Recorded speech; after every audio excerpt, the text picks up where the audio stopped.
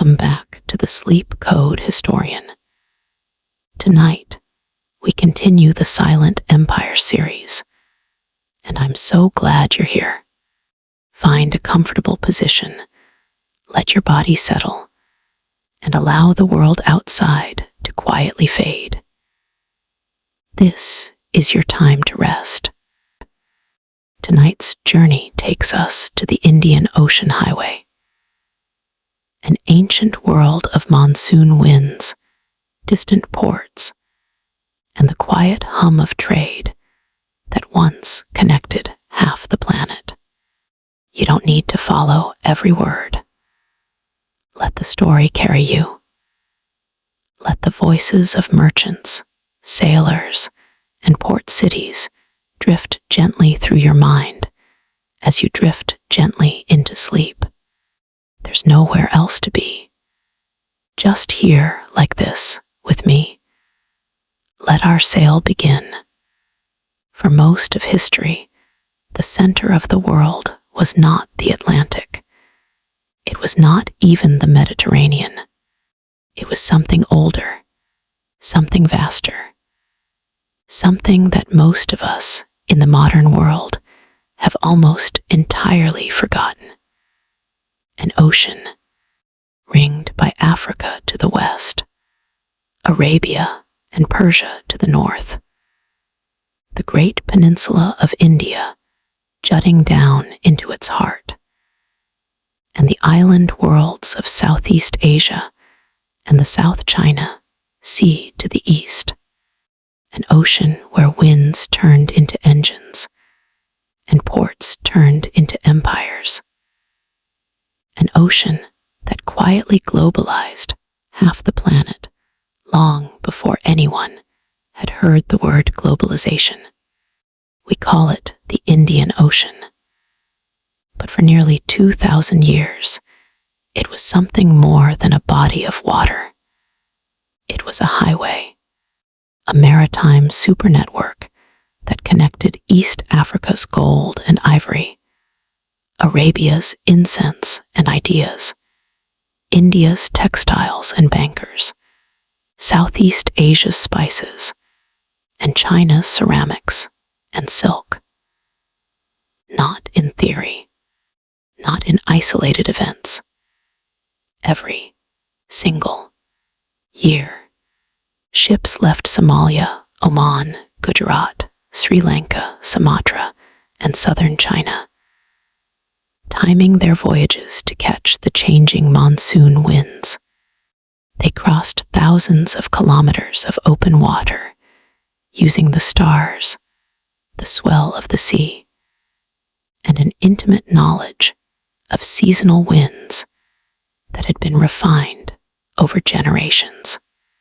And what they built, without GPS, without steam engines, without nation-states, was a genuinely interconnected Afro-Eurasian economy, a global power system on water, operating in parallel to the Silk Road on land.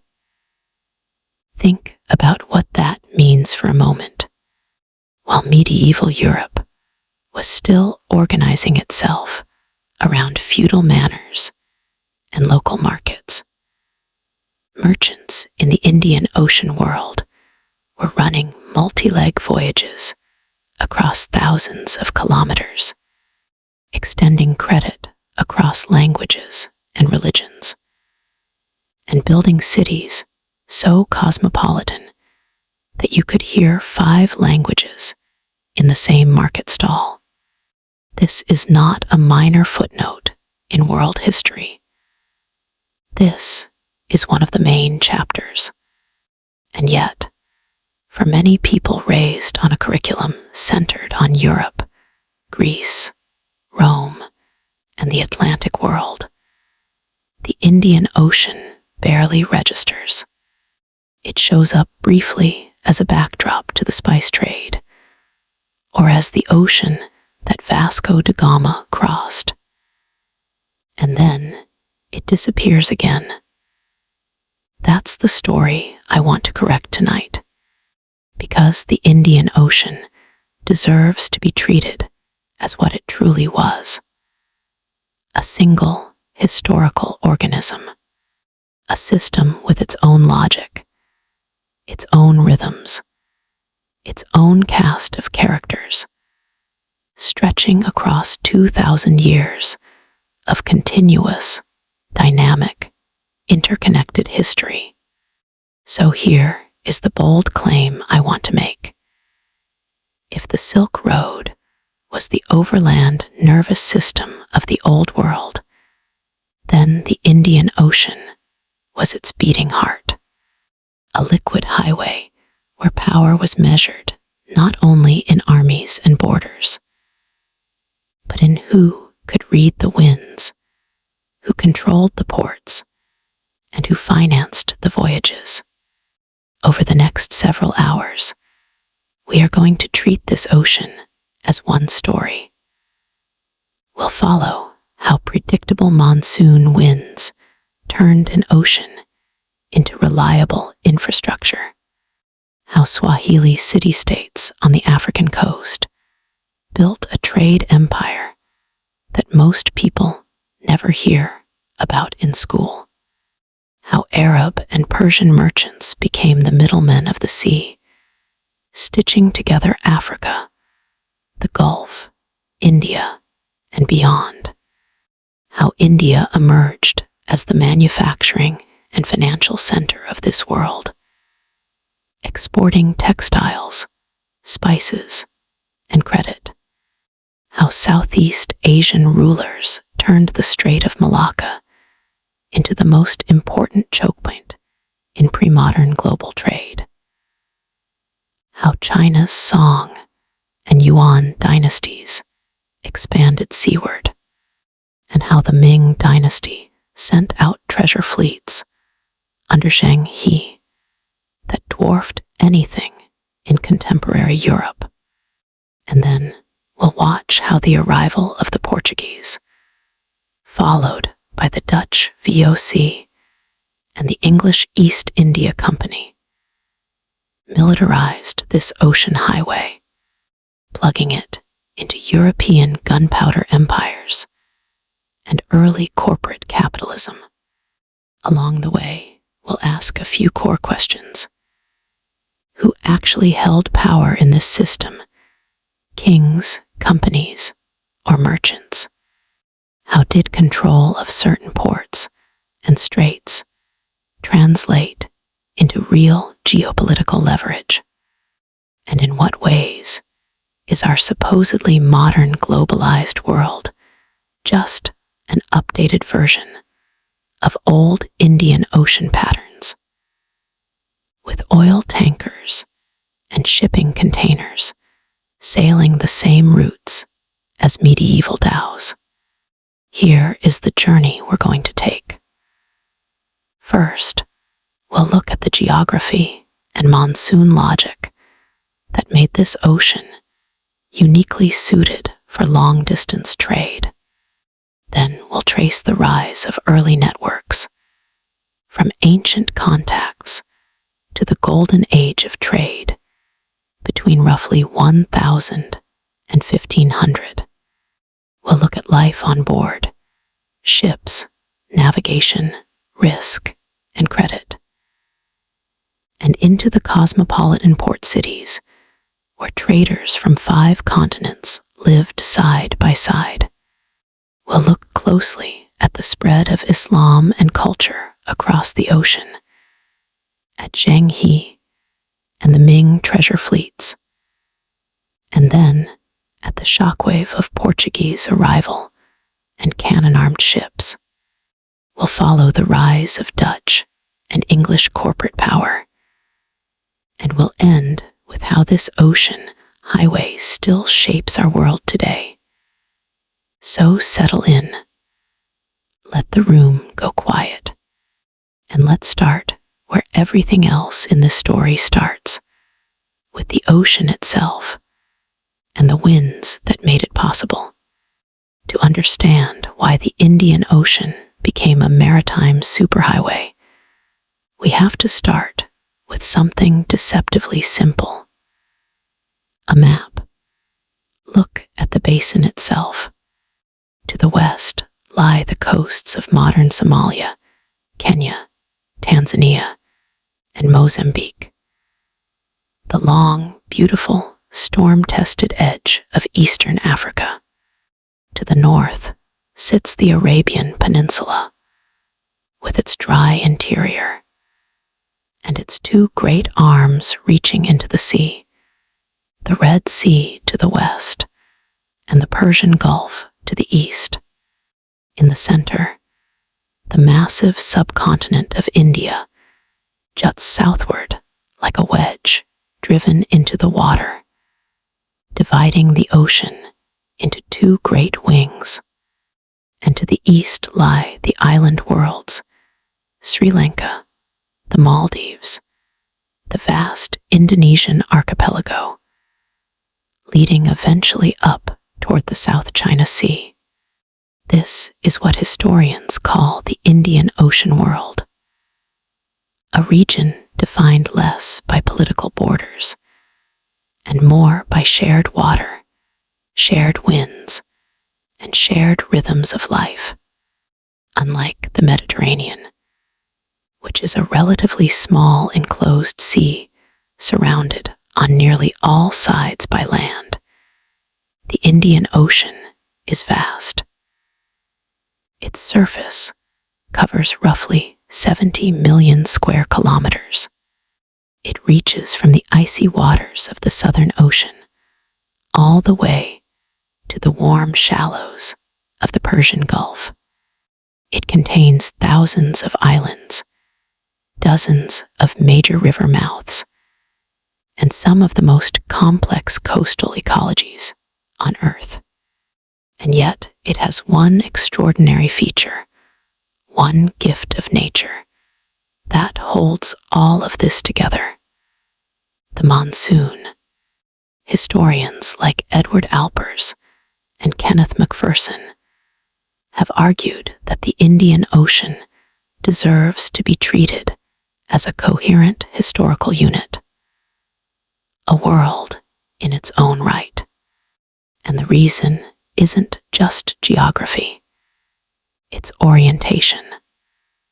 For thousands of years, people who lived around this ocean oriented their lives toward it. Farmers in Gujarat grew cotton not just for their own villages, but for distant markets reached only by sea. Caravan routes in East Africa ended at ports that faced Arabia. Spice growers in the Indonesian archipelago knew that their cloves and nutmeg would end up in Yemeni markets or Egyptian kitchens. The ocean was not a barrier. It was infrastructure. Merchants didn't think in terms of India versus Africa versus Arabia the way modern nation-states do. They thought in circuits: the East African run, the Gulf India shuttle, the India Malacca China loop. These weren't romantic names for exotic adventures. They were the working vocabulary of a commercial world, routes as familiar in their own time as interstate highway numbers are to a truck driver today. What made all of this not just possible, but reliable, were the winds. The word monsoon comes from the Arabic mawsim, meaning season, and that is exactly what it is: a seasonal wind system driven by the differential heating of land and water. Here is the basic idea. In the northern hemisphere summer, the land masses surrounding the Indian Ocean, especially the Indian subcontinent and parts of East Africa, heat up much faster than the surrounding water. Hot air rises over the land, creating zones of low pressure. Cooler, moisture-laden air from the ocean rushes in to fill that vacuum, winds that blow consistently from the southwest toward India and the East African coast. These are the summer monsoon winds. They carry rain inland, and they carry ships from Arabia and the Gulf toward India. In winter, the pattern reverses. The land cools more quickly than the ocean. High pressure builds over the continental interior, and the winds reverse direction, blowing now from the northeast, back out across the open water, carrying ships from India toward East Africa and Arabia. If you are not a sailor, that might sound like an interesting meteorological fact and nothing more. But if you are a merchant in the year 1200, if you have a ship, a cargo of pepper, and a family depending on you, this wind system is your entire business model. Because these winds are predictable, storms can still surprise you. Cyclones can still kill you. A single bad season can destroy years of careful planning. But the overall pattern, the direction of the winds, the months when they shift, the reliable rhythm of the seasons, comes like clockwork. Every year, without fail. That means you can plan. You can leave the coast of Oman or Yemen in November or December. Ride the northeast monsoon across to western India. Spend several months trading and waiting in port, and then catch the returning southwest monsoon home in the spring or early summer. You are not guessing. You are not gambling on unknown winds. You are following a schedule, one written not in any book, but in the sky and the sea itself. Medieval merchants in the Indian Ocean had sailing manuals, pilot books, and generations of oral knowledge that told them exactly when to depart from a given port to catch a particular monsoon. They knew which stars to steer by at night, which currents to ride in which season, which coasts to hug, and which stretches of open water to cross directly. This was a sophisticated, accumulated body of knowledge, as precise and reliable in its own way as any modern navigation system. Think about what roads and railways do on land. They make movement regular. They make it cheap. They make it predictable. They allow goods and people to flow between distant points on a reliable schedule, so that farmers know when to harvest, merchants know when to buy, and cities know when to expect their supplies. In the Indian Ocean, the monsoon did exactly that job. If you understood the winds, if you knew which month to sail and which port to aim for, you suddenly had access to a reliable transportation network that reached across thousands of kilometers, and you didn't have to pay for it. No empire had to dig canals. No king had to pave roads. No corporation had to lay track. The atmosphere itself did the work. That had a profound consequence for how power operated in this ocean, because the monsoon's gift was available to anyone who understood it. Even cities that never commanded large land empires could become global players.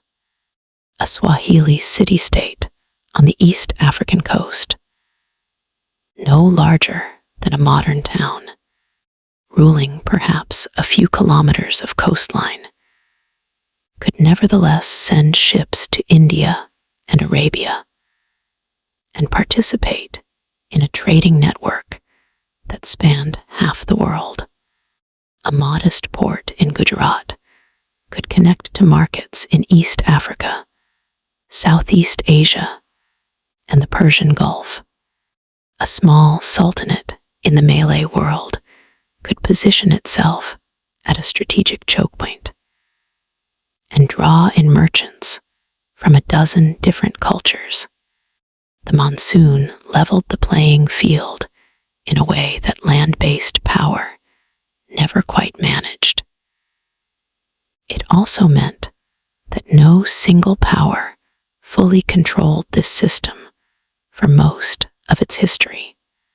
The ocean belonged to those who could read the winds, finance the voyages, and hold a port, often more than it belonged to any king with an army. But there is another side to this story, one that is easy to miss if we only think about the winds as a kind of engine.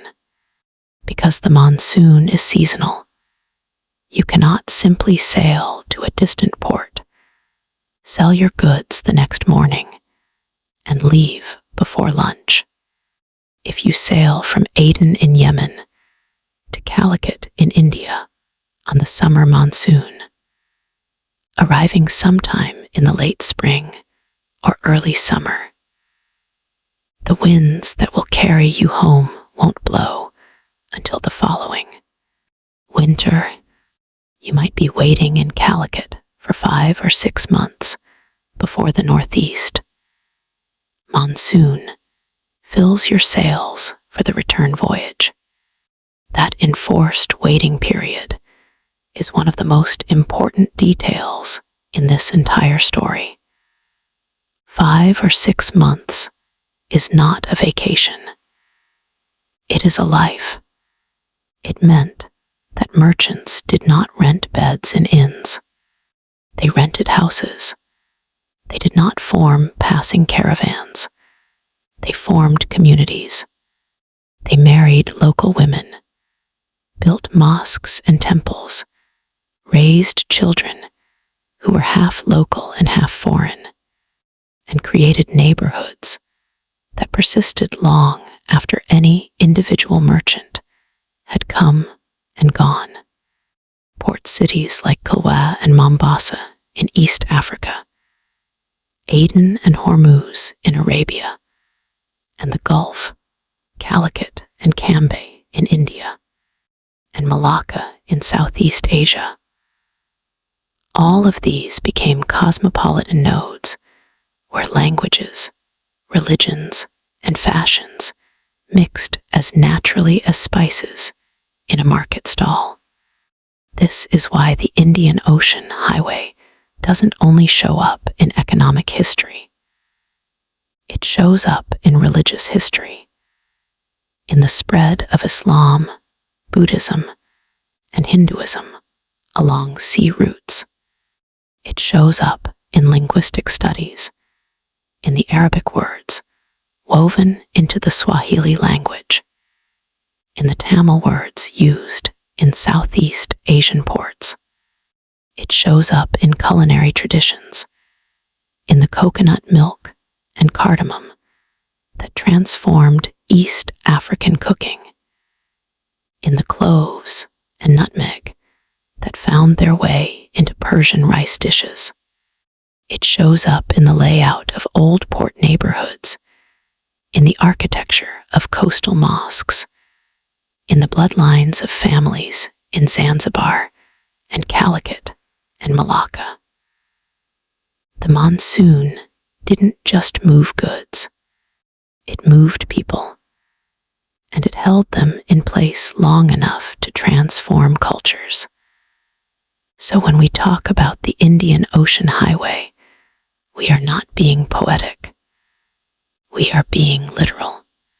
The geography of this basin created natural sea routes, hugging coastlines in some places, crossing open water at key strategic points in others.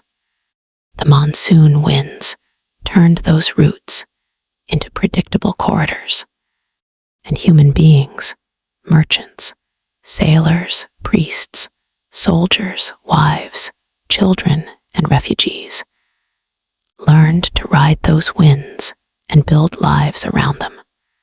That is the environmental and geographic foundation of everything that follows. In the next section, we are going to watch that potential become reality. We'll move into the early Indian Ocean networks. From the first long-distance contacts between ancient civilizations, through the classical era, and up into the threshold of what many historians call the Golden Age. The period between roughly 1000 and 1500 CE, when this ocean highway reached the height of its complexity and influence. This is the sleep code historian. Breath slowly. Let the nice breeze of the ocean caress your cheeks as you slowly drift away. Now that we've seen how the Indian Ocean could function as a highway, let's look at how people actually started using it. We are going to move through a long stretch of time, from the very first hints of contact between distant shores, up to around the year 1000 CE. Think of this as the beta version of the Indian Ocean Highway. The phase where routes form, ports take root, and people slowly realize just how powerful this ocean can be. Long before anyone wrote about Indian Ocean trade in a formal sense, people around this basin were already reaching across it. Archaeologists have found materials from the Indus Valley civilization, carnelian beads, distinctive seals, and pottery in ancient Mesopotamian sites along the Persian Gulf. The Indus Valley civilization, centered in what is now Pakistan and northwestern India, was one of the ancient world's great urban cultures. Its cities, places like Mohenjo-Daro and Harappa, were carefully planned, with sophisticated drainage systems and standardized weights and measures, suggesting a society deeply engaged in organized trade. The presence of Indus artifacts in Mesopotamia tells us that some combination of coastal shipping and overland links was already moving goods between South Asia and the Middle East more than 4,000 years ago. These weren't just isolated curiosities washed up on foreign shores. They are the fingerprints of a trading relationship, regular enough, organized enough, that the same distinctive objects kept showing up far from where they were made. Farther east, there are traces of early maritime contact between South Asia and Southeast Asia. Indian-style beads, pottery, and religious symbols turn up in places like Thailand and the Indonesian archipelago. Long before there were formal empires tying them together. At the same time, Austronesian seafarers from island Southeast Asia were pushing westward, bringing crops like bananas and coconuts that eventually spread into East Africa and beyond. Those plants don't move themselves. They move in boats, with people who know what they're doing. People who have internalized the winds and the currents well enough to cross open water deliberately, carrying not just their own food, but the seeds and cuttings of a new agricultural world. So even in the Bronze Age, the Indian Ocean is not empty. It is dotted with coastal traders, small boats hopping from port to port, and occasional long leaps that leave just enough evidence for us to see their shadow. By the first centuries of the Common Era, things become much clearer.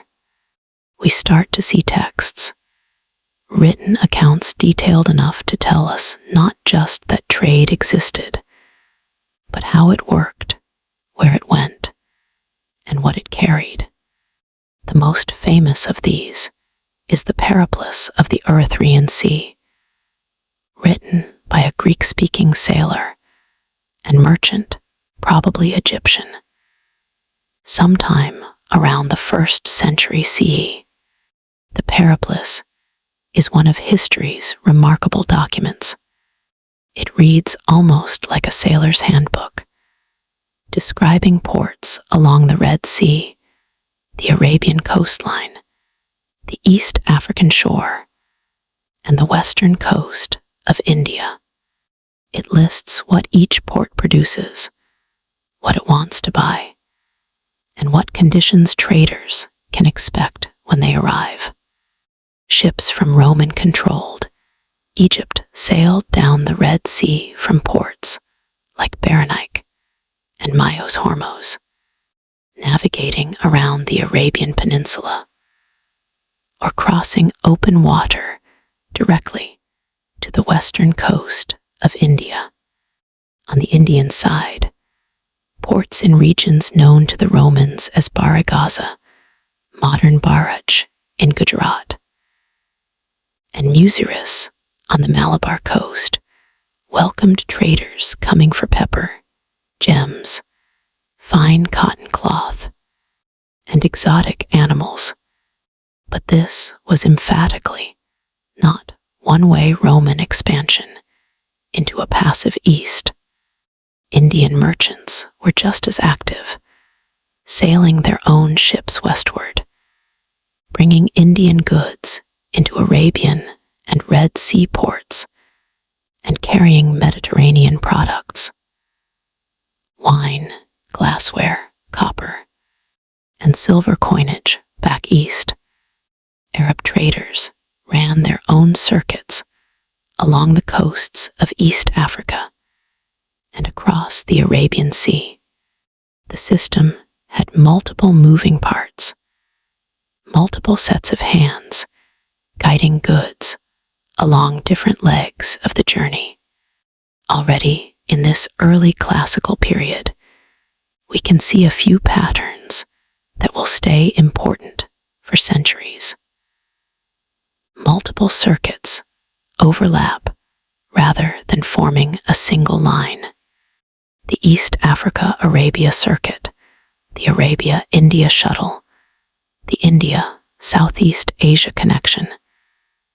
These are separate but interlocking loops, each with its own rhythms and its own cast of characters. Monsoon timing governs everything. Departure and arrival dates are not arbitrary. They are set by the winds. A merchant who misses the monsoon window might wait months for another, and port cities are already beginning to specialize. Some serve as exporters of raw materials, timber, ivory, gold. Others are manufacturing centers for cloth, metalwork, pottery. Still others are transshipment hubs, where goods change hands between different circuits without ever being processed or transformed.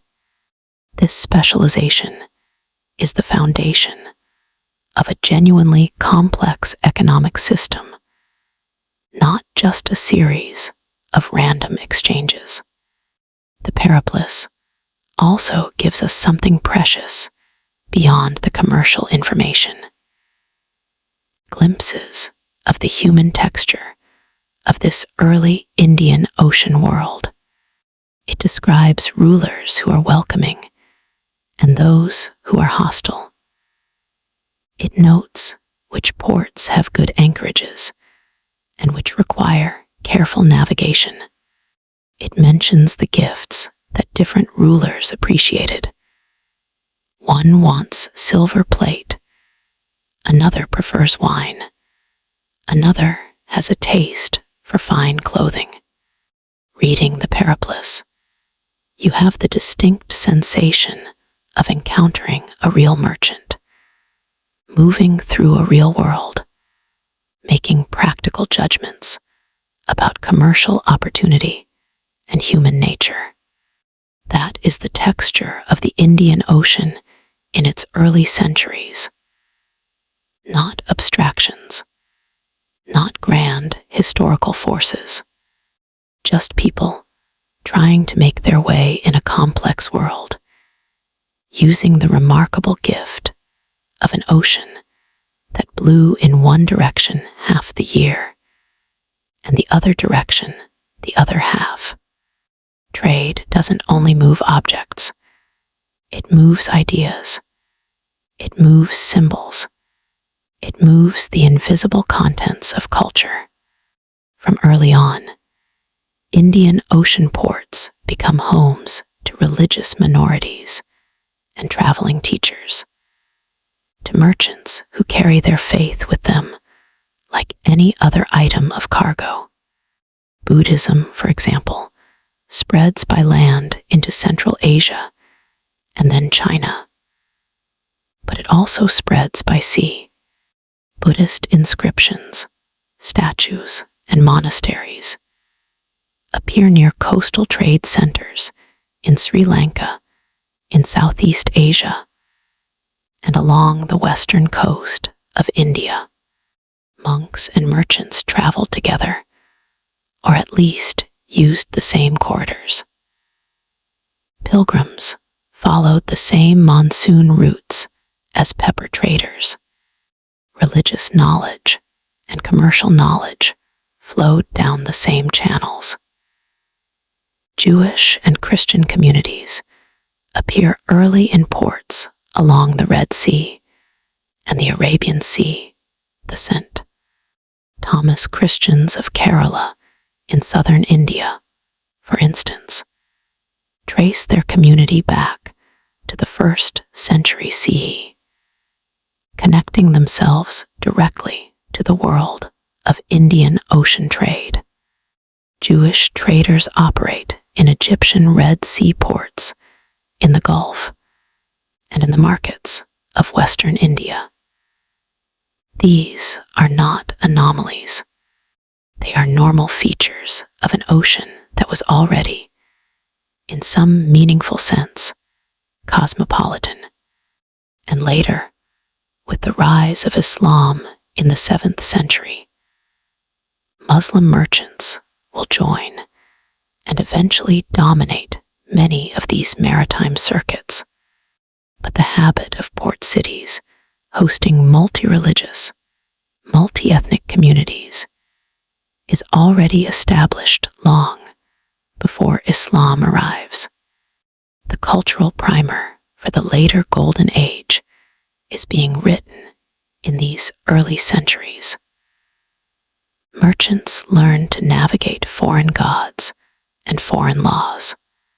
They learn that difference is not a barrier to commerce, but simply another variable to be managed. During these centuries, ship design and navigational knowledge continue to improve, slowly, incrementally, but consistently. Sailors refine their understanding of monsoon timing. They map the currents, not on paper at first, but in memory and in spoken tradition. They learn which stars to use for latitude at different times of year. They develop an increasingly detailed mental picture of the ocean's geography: coastlines, islands, river mouths, dangerous reefs, reliable anchorages. This cumulative expertise is crucial. It is not dramatic. It doesn't make headlines, even in the chronicles of the time. But it is the real foundation of everything that follows. By the time we reach the early medieval period, sailors and merchants are not experimenting with the Indian Ocean anymore. They are exploiting it with growing confidence, growing ambition, and growing sophistication. So, where are we by around the year 1000 CE? We have established sea lanes linking East Africa, Arabia, India, Sri Lanka, Southeast Asia, and southern China.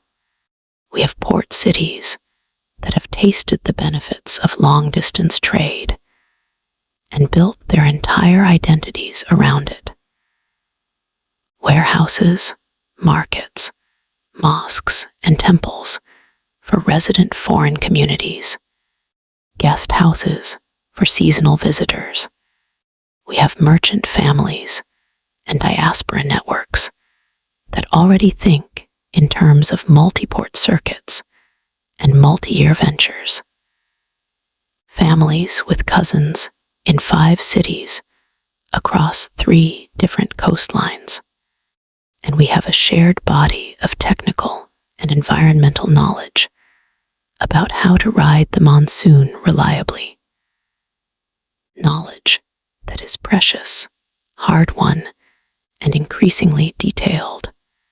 What we don't yet have are strong, centralized maritime empires trying to control the entire system, or European gunpowder ships trying to force entry with cannons. Those come later. Right now, as we cross from the first millennium into the second, the Indian Ocean is poised on the edge of what many historians see as its golden age. A few centuries in which this maritime network becomes one of the most important economic and cultural engines on the planet. That golden age is what we explore next. This is the Sleep Code Historian. Breathe in slowly. Let the warm, salt air of the Arabian Sea settle over you like a soft blanket. Let's continue sailing away. By the year 1000, all the pieces are on the board. The monsoon system is well understood, and its rhythms are encoded in the accumulated knowledge of generations of sailors. Shipbuilding traditions are mature. Merchants know where the best pepper grows, where the finest cloth is woven, and which ports pay in gold. The circuits are established. The relationships are built. The trust networks are in place. Over the next 500 years or so, this ocean becomes one of the most important economic and cultural engines in the world. This is the golden age of the Indian Ocean Highway. Let's start on the western edge of the ocean, along the coast of East Africa. Here, between roughly the 11th and 16th centuries, a chain of city-states flourishes, known today collectively as the Swahili city-states. These are not obscure villages or modest fishing communities. They are genuine urban centers, sophisticated, wealthy, deeply integrated into the Indian Ocean world, and largely invisible in most accounts of medieval history. Cities like Mogadishu in the north, Mombasa and Malindi further south, and Kilwa, Kisiwani, and Sofala closer to Mozambique all operate as independent, self-governing trading polities tied deeply into Indian Ocean commerce. What do they export? Gold, drawn from the interior of southeastern Africa, from mines and trade routes that stretched deep into the continent. Ivory from elephants hunted in the woodland savannas inland, their tusks carried to the coast by long caravans. Timber, animal skins, enslaved people, a tragedy that runs through the history of this ocean alongside all its commercial brilliance. And what do they import? Textiles from India, cotton cloth from Gujarat and the Malabar coast, in an astonishing variety of weights and colors. Ceramics from Persia, porcelain from China, bowls and plates that show up in the ruins of Swahili cities in quantities that astound modern archaeologists. Glass beads from the Gulf, fine metalwork and luxury goods from Arabia. Walk through a Swahili port city in the 12th or 13th century, and what do you see? Coral stone houses rising above narrow lanes. Coral is the local building material, cut from the reef and stacked into walls thick enough to stay cool in the coastal heat. Carved wooden doors with intricate geometric patterns. Mosques with distinctive minarets, their architecture drawing on both African and Arabian traditions. Markets where the products of the African interior, raw materials, animal products, food surpluses, meet the manufactured goods and luxury items arriving from across the ocean. You hear Swahili in a dozen local dialects, alongside Arabic and perhaps Persian. You smell the spice-laden air of a market that connects two hemispheres. The ruling elites are Muslim, following a form of Islam that arrived here not through conquest, not through armies and forced conversions, but through merchant networks and intermarriage, absorbed gradually over generations, until it became as much a part of the urban East African world as the coral stone itself. Swahili culture is not simply an African culture with some Arabic words borrowed in. It is something genuinely new.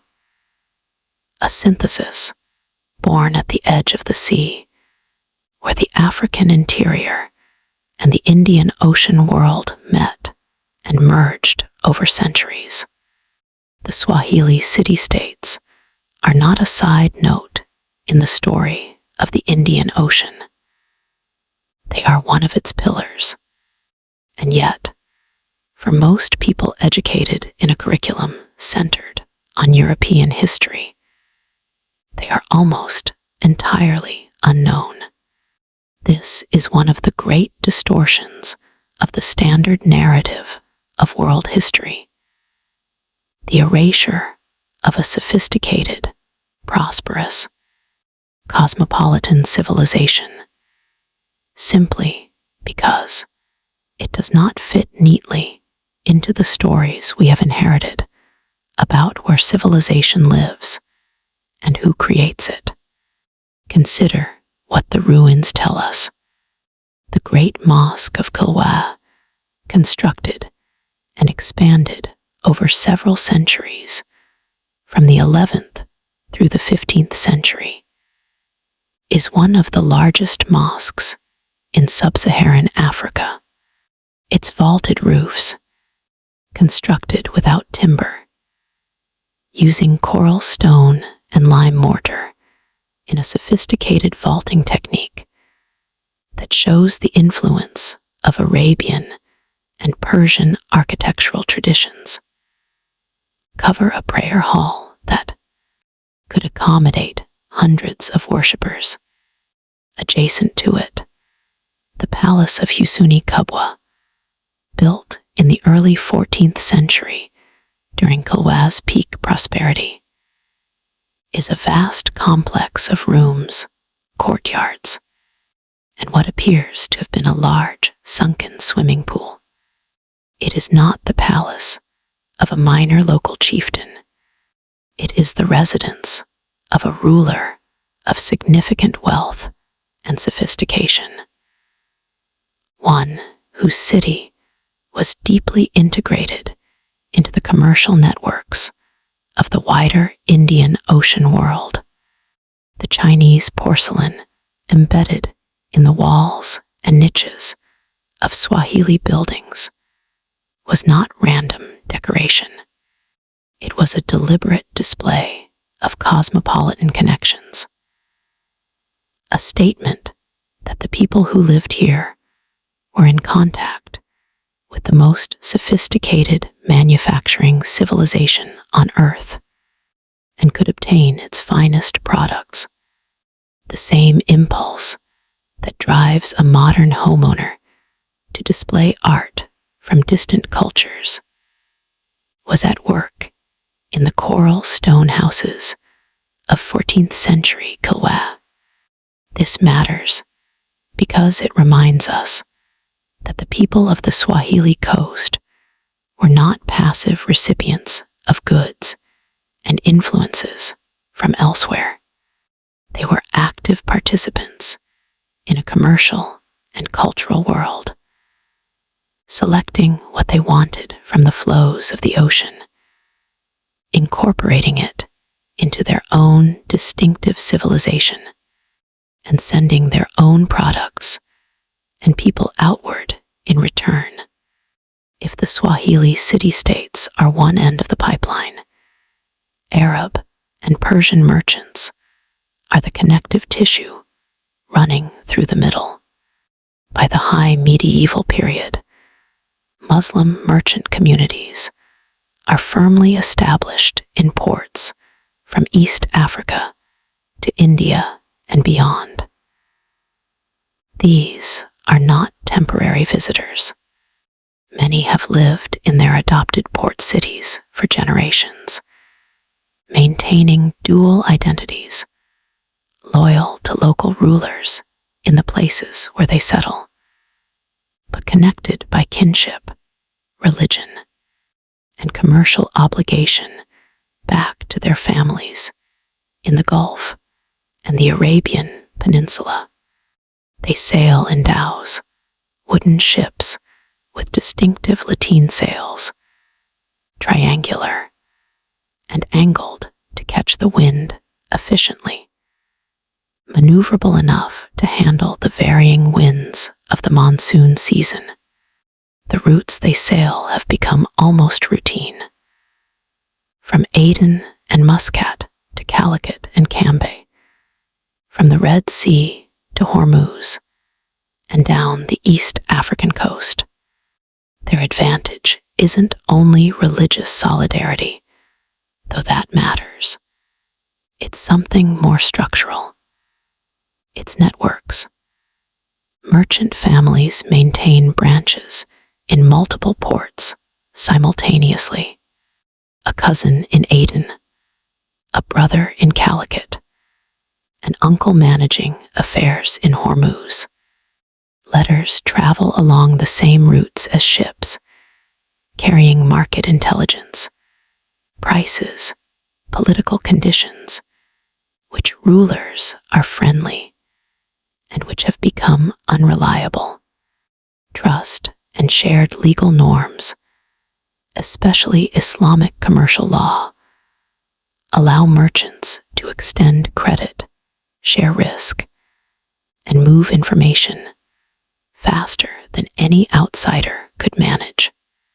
A merchant sitting in Yemen can outfit a ship, send it to India with a letter of credit, have the proceeds invested in a cargo of pepper, redirected to East Africa if the Indian market looks unfavorable, and returned home in a form of profit, all without ever leaving his house. That is a sophisticated financial system. It is not simple barter. It is not even simple long-distance trade. It is something approaching a medieval version of international finance. Arab geographers and travelers leave us remarkable written records of this world. Al-Idrisi, writing in the 12th century for the Norman king of Sicily, produces one of the most detailed geographical surveys of the medieval world, drawing heavily on the accumulated knowledge of Arab and Indian Ocean navigators. His world map, famously oriented with south at the top, following the convention of Arab cartographers of his era, shows the Indian Ocean basin in striking detail, with ports and coastlines and sea routes that reflect centuries of practical knowledge accumulated by merchants and pilots. Ibn Battuta, the great Moroccan traveler of the 14th century, is even more vivid. He spends years sailing along the East African coast and across the Indian Ocean, and his accounts are a window into a world fully alive. He describes the coral stone houses of Kilwa with evident admiration, noting its prosperity and the generosity of its sultan. He visits Calicut and is astonished by the volume of trade. The ships from China, the pepper warehouses, the money changers, the organized bustle of a port that connects continents. He travels to the Maldives and to Southeast Asian ports, always noting the Muslim communities he finds there, the mosques and the scholars, the networks of faith and commerce that tie these distant places together. What is striking in Ibn Battuta's account is his fundamental comfort. He is not an explorer venturing into the unknown. He is a sophisticated traveler moving through a world he recognizes, a world of Islamic law and commercial practice, of recognizable social hierarchies and familiar religious observances, spread across an ocean he understands as fundamentally his own. The Indian Ocean, in his 14th century experience, is not a foreign place. It is an extension of the world he grew up in, colored differently at each stop, but continuous in its essential character. That is the lived reality of the Arab commercial presence in the medieval Indian Ocean. Their ships carry East African gold and ivory, Arabian horses, a major export item, since India's cavalry-dependent rulers always needed more horses than the subcontinent could breed. Arabian incense and aromatic resins, Persian textiles and metalwork, Indian cotton cloth in huge quantities, and Indian pepper, and Southeast Asian spices, cloves, nutmeg, mace, passing through Indian ports on their way to markets in the Gulf, the Mediterranean, and eventually Europe. These merchants are the middlemen of the sea.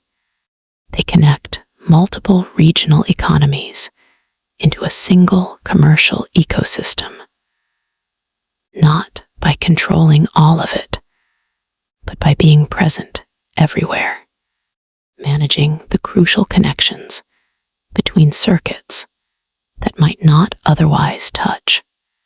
If we look for the economic center of gravity in this golden age system, many historians point to India. And with good reason. Medieval India is not simply a source of spices and a market for luxury goods. It combines several powerful roles simultaneously, roles that, taken together, make it something like the beating heart of Indian ocean commerce. The first role is that of manufacturer. Indian weavers produce cotton cloth in extraordinary quantities. From coarse, everyday fabric that working people everywhere could afford, to the finest muslins, so light and transparent that they were described by astonished observers as woven air. These textiles are in demand everywhere in the Indian Ocean world. East Africa wants them as prestigious cloth. The Gulf uses Indian cotton as everyday fabric and as a trade good to move further west. Southeast Asia exchanges spices for Indian cloth. Later, European merchants will pay enormous sums to get Indian textiles into their own markets. The textile industry of medieval India is, by any measure, one of the great industrial achievements of the pre-modern world. It employs millions of weavers working in specialized regional traditions. The fine cottons of Bengal, the printed and dyed cloth of Gujarat, the silks of various southern centers, each with its own characteristics and its own markets. The second role is that of a commercial crossroads. India sits in the middle of the Indian Ocean world, geographically positioned to serve as a relay between East Africa and the Arabian world to the west, and Southeast Asia and China to the east. Spices grown in the Moluccas pass through Indian ports on their way to the Gulf. African gold passes through Indian markets on its way east.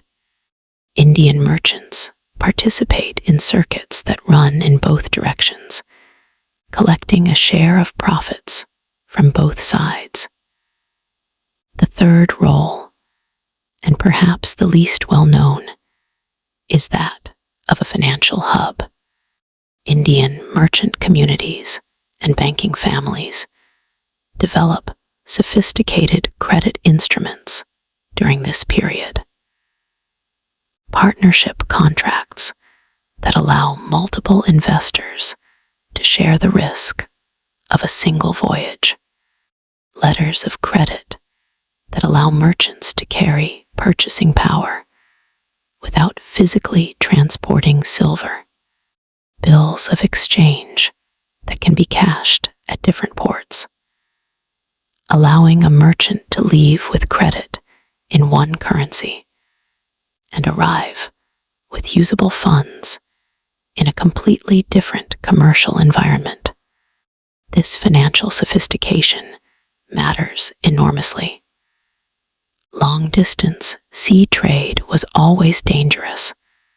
Storms, pirates, price collapses, unpredictable rulers.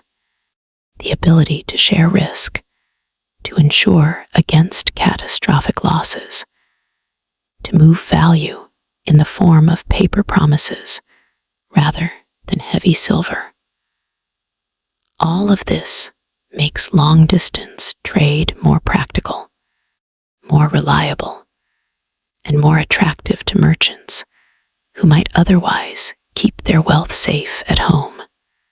India's combination of industrial capacity, financial infrastructure, and geographic position turns it into the engine room of the Indian Ocean system in this era. Now shift your gaze east, far east, between the Indian Ocean and the South China Sea. There is a narrow passage, a bottleneck where two great oceanic worlds meet. The Strait of Malacca, the strip of water between the Malay Peninsula and the island of Sumatra. This is one of the planet's most important choke points. Then, and now, by the 11th to 15th centuries, maritime polities in Southeast Asia understand this perfectly. They do not need to conquer massive territories inland. They do not need to build enormous armies or maintain vast bureaucracies.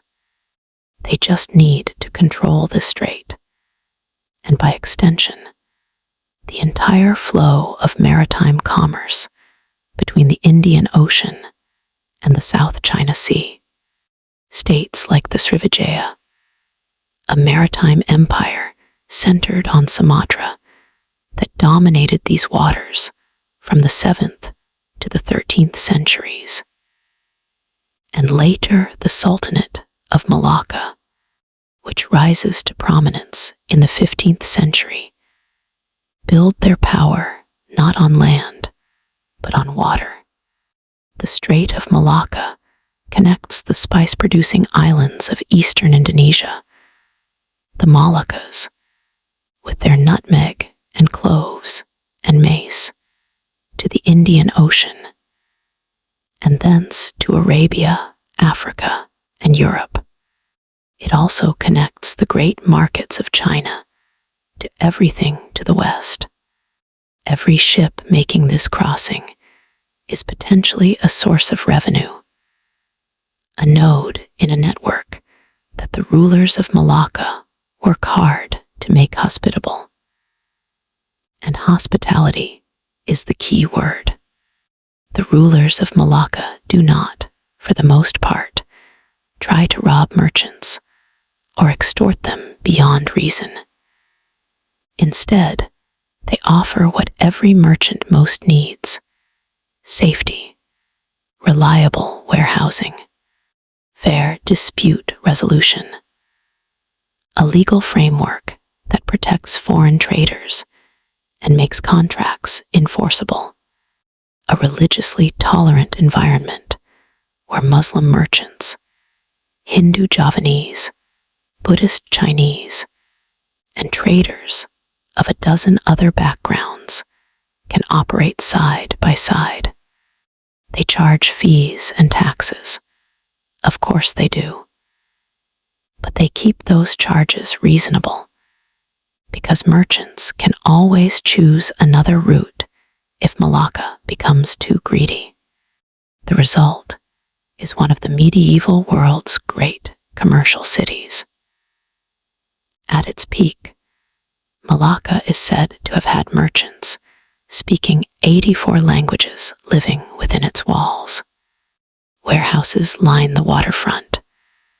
Ships crowd the harbor.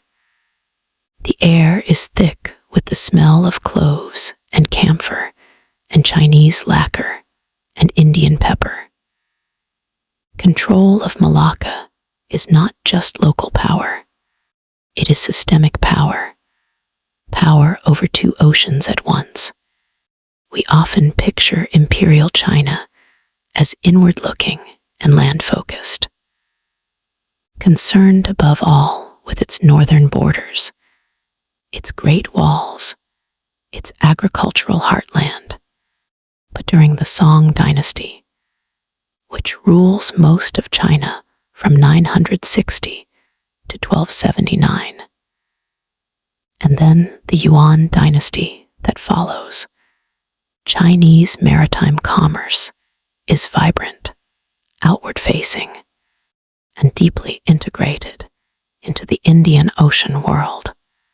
Chinese merchants and state-licensed traders sail south along the coast, past Vietnam, through the straits of Southeast Asia, on to Java, Malacca, Sri Lanka, and the western coast of India.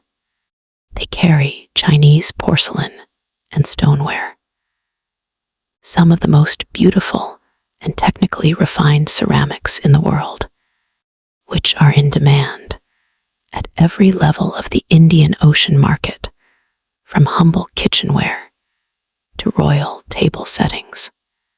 They carry silk, still a luxury item that commands premium prices in markets from Arabia to East Africa. They carry copper coins, which become a kind of currency standard in parts of Southeast Asia. In return, they bring back spices, aromatics, precious tropical woods, horses, and a wide variety of goods that are consumed by China's large, sophisticated, and discerning urban population. Ports like Gwangju on China's southeastern coast become massive international hubs during this period. We have physical evidence of foreign merchant quarters, mosques, temples dedicated to foreign deities, inscriptions in Arabic and Persian and Tamil, Arab, Persian, Indian, and Southeast Asian merchants all maintain communities in Gwangju, doing business in one of the world's great trading cities. By the late 13th and early 14th centuries, under the Mongol-ruled Yuan dynasty, the connections between the overland Silk Road and the Indian Ocean maritime network are more integrated than ever. The Pax Mongolica, the relative peace enforced across Central Asia by Mongol power, allows goods and people to move from the Mediterranean through Central Asia into China, and then southward into the Indian Ocean world.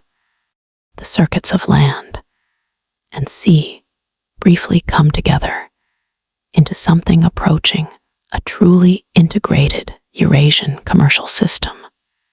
China at this point is not projecting state power across the Indian Ocean in the form of fleets.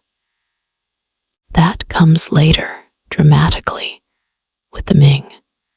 But Chinese participation as traders, consumers, and producers is already a major pillar of the entire system, feeding enormous quantities of goods into the network and absorbing even larger quantities in return. Step back for a moment and look at the entire picture. The Indian Ocean whirled around the year 1300, midway through this golden age. On the western edge, Swahili city-states tie the African interior to global trade. Their coral stone mansions filled with Chinese porcelain, and their markets humming with a dozen languages. Running through the middle, Arab and Persian merchants move goods and information along the spine of the ocean, their networks of family and credit stretching from East Africa to the Gulf, to India and beyond. In the center, India functions as both a manufacturing powerhouse and a financial system, its textiles flowing in every direction and its bankers extending credit across the entire network.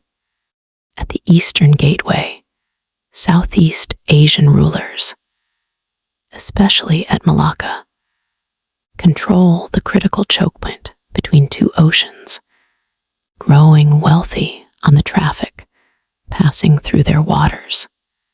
And at the far eastern edge, Chinese traders and consumers participate actively in a world market, buying and selling through ports that host communities from a dozen different cultures.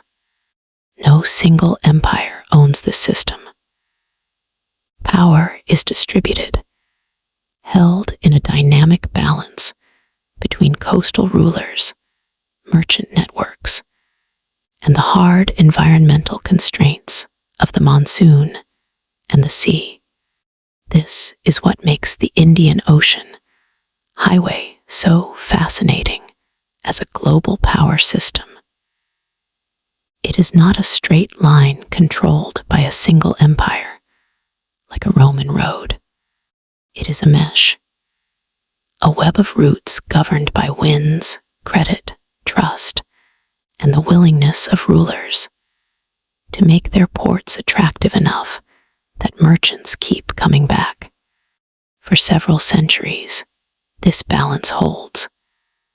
The system is not peaceful. There are pirates and wars and political rivalries. Merchants sometimes get robbed, and ports sometimes get burned.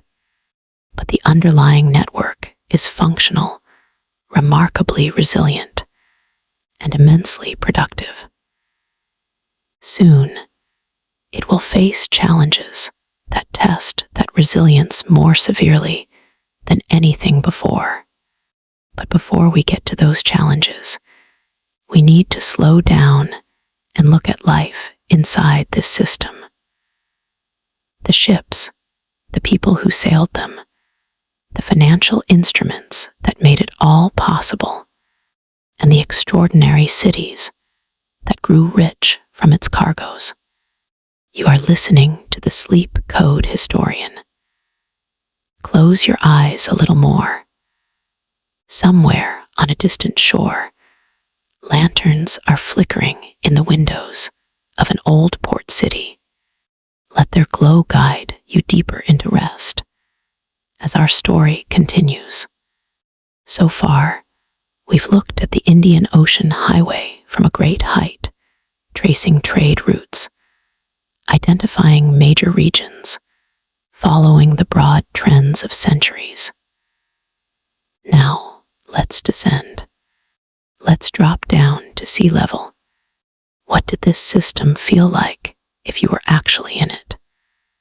Standing on the deck of a dhow in the middle of the Arabian Sea, or waiting in a warehouse in Calicut for the monsoon to shift, or walking through the market of Malacca with a sample of pepper in your hand and a letter of credit in your pocket. For much of this period, the workhorses of the Indian Ocean were dhows. Dhow is not the name of a single design. It is a family of wooden sailing vessels built and refined along the western and central Indian Ocean over many centuries, in many local variants, adapted to different conditions, different cargoes, and different routes. What most dhows share is the lateen sail, a triangular, fore and aft rigged sail mounted on a long yard slung at an angle from the mast. This is a highly efficient configuration for the monsoon environment. Unlike square sails, which work best when the wind is directly behind you, lateen sails allow a ship to sail at an angle to the wind, making them maneuverable in the variable breezes of harbor approaches, and flexible enough to handle the shifting winds of a long ocean passage. Most dhows also have a relatively shallow draft, allowing them to sail into the river mouths, lagoons, and mangrove-fringed harbors that were the commercial ports of the East African coast. They can be beached for repairs or careening, pulled up onto a sand beach, and tilted to clean and tar the hull without needing the deep anchorages and elaborate facilities of a large permanent port. And they have big, capacious cargo holds, because ultimately, a merchant ship earns its living by how much it can carry. Profit is tonnage. The more pepper, cloth, porcelain, or grain you pack below deck, the more you make on a successful voyage. Early dhows along the western Indian Ocean were often built with sewn planks, boards literally stitched together with coconut fiber cord through drilled holes, without metal nails. Medieval Arab writers describe this technique, and some scholars have suggested that the flexibility of a sewn hull might actually have been an advantage in certain wave conditions, allowing the hull to flex slightly rather than cracking under stress. Over time, pegged and nailed construction became more common as techniques spread and materials became more available. On the eastern side of the Indian Ocean, Chinese shipbuilders developed entirely different designs. Multi-masted junks with sophisticated internal bulkheads that created watertight compartments within the hull. If one compartment was flooded by storm damage, the others remained intact. The Chinese junk was one of the great ship designs of the medieval world, safer in some ways than contemporary European vessels, and capable of carrying enormous cargoes on sustained, long-distance voyages. Different technologies, same underlying logic. Build something that can exploit the monsoon, haul a large cargo, and survive the hazards of a long sea passage. Sailing across the Indian Ocean without modern navigation instruments, without GPS, without accurate charts, without radio communication, sounds, from a modern perspective, like extraordinary bravery bordering on recklessness. But for the pilots and navigators of the medieval Indian Ocean, the ocean was not a blank and terrifying void. It was a richly detailed environment that they had been trained, from childhood in many cases, to read with extraordinary precision. They used the stars. On a clear night in the open ocean, the sky is an information system of astonishing richness.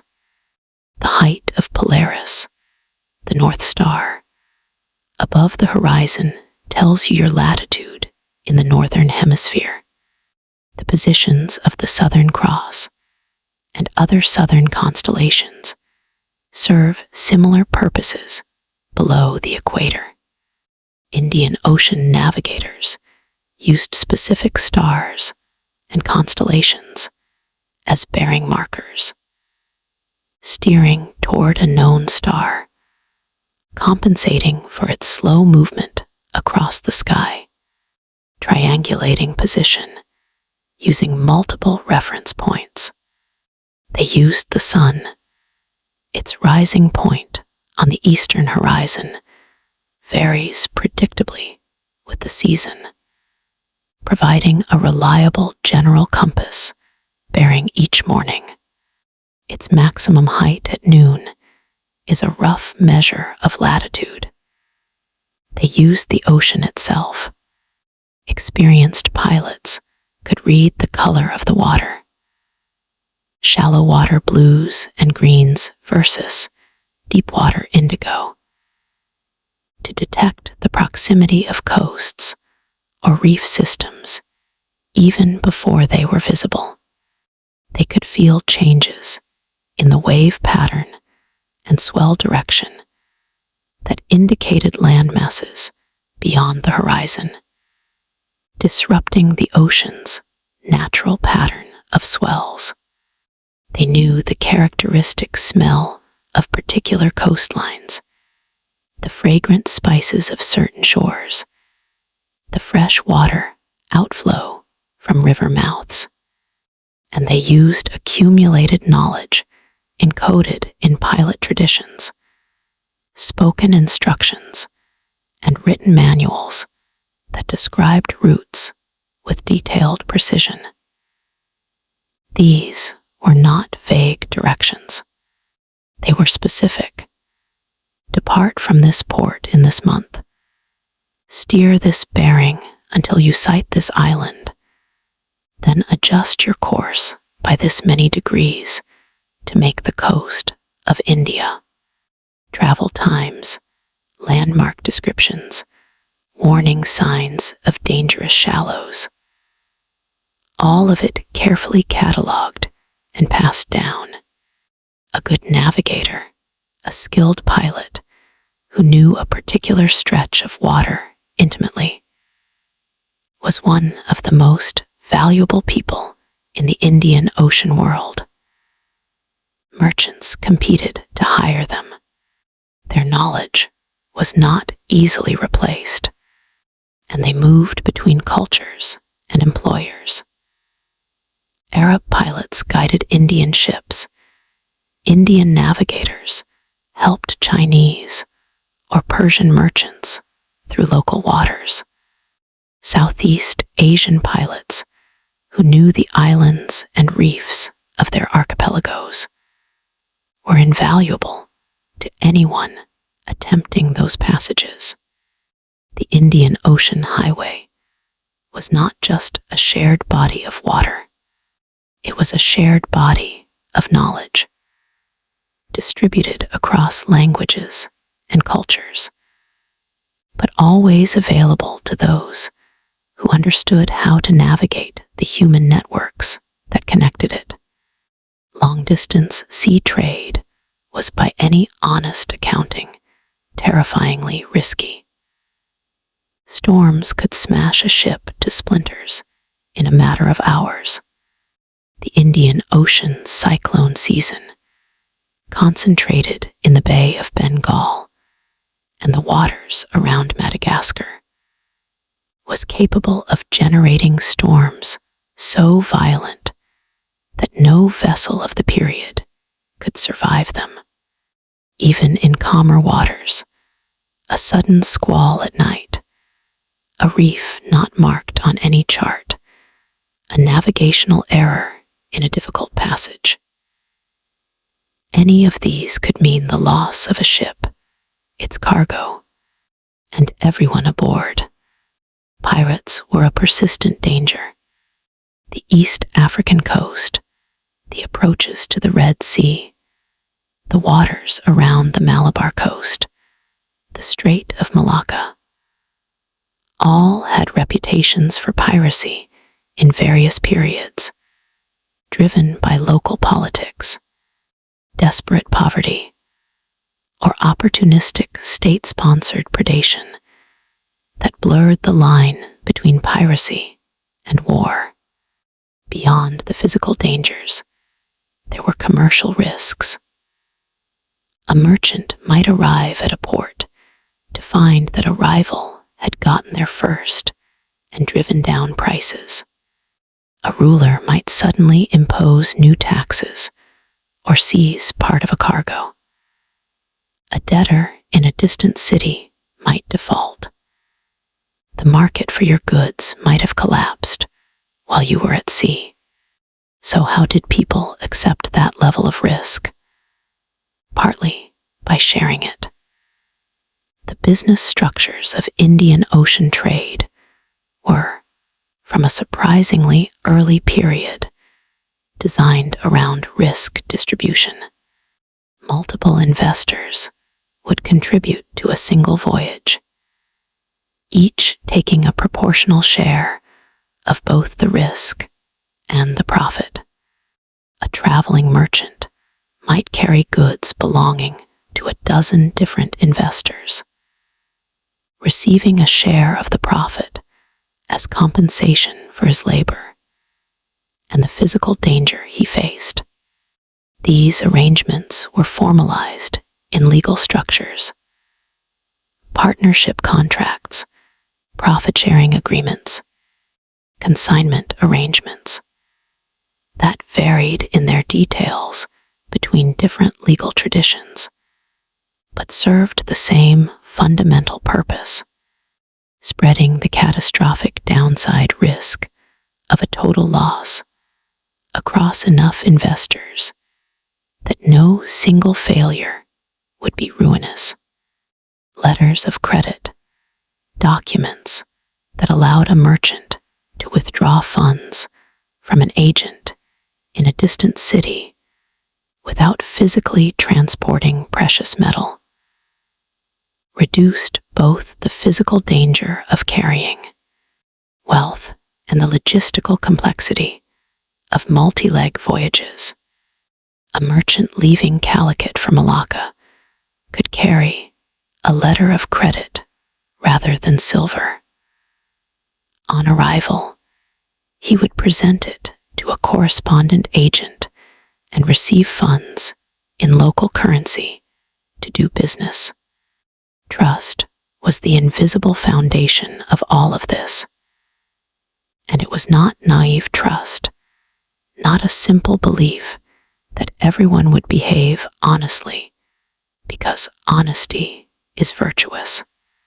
It was structured trust, built on institutions. Shared religion provided one framework. Muslim merchants operating under Islamic commercial law had a common set of norms about honest dealing, acceptable forms of risk, and the obligations of partnership. Jewish and Hindu merchant communities had their own parallel frameworks.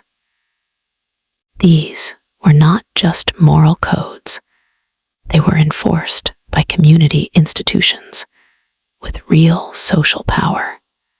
A merchant who cheated a partner within his religious or ethnic community would face consequences that went far beyond any single transaction.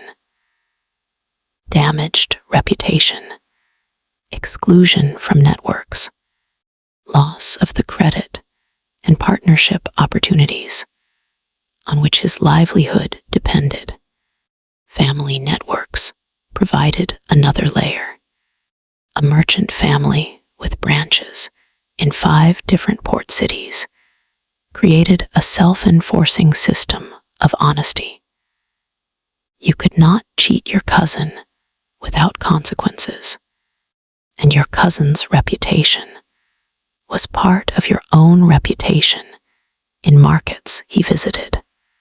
The result was an invisible network of contracts, reputations, and credit that was just as important as the physical network of sea lanes. In some ways, it was more important, because the sea lanes could be changed by storms or political upheaval, but the human networks were more resilient, harder to destroy, and capable of routing around obstacles. To really feel this system, to understand it as something lived rather than something analyzed, imagine walking through one of its great ports during the height of the Golden Age. Begin in Kilwa, on the East African coast.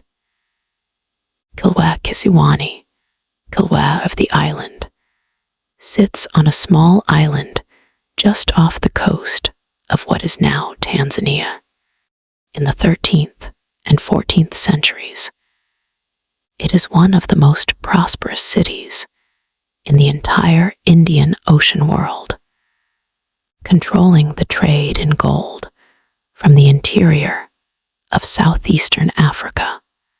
The houses of the wealthy merchants and ruling class are built of coral stone, 2 stories high, with intricately carved wooden doors and interior courtyards that catch the sea breeze.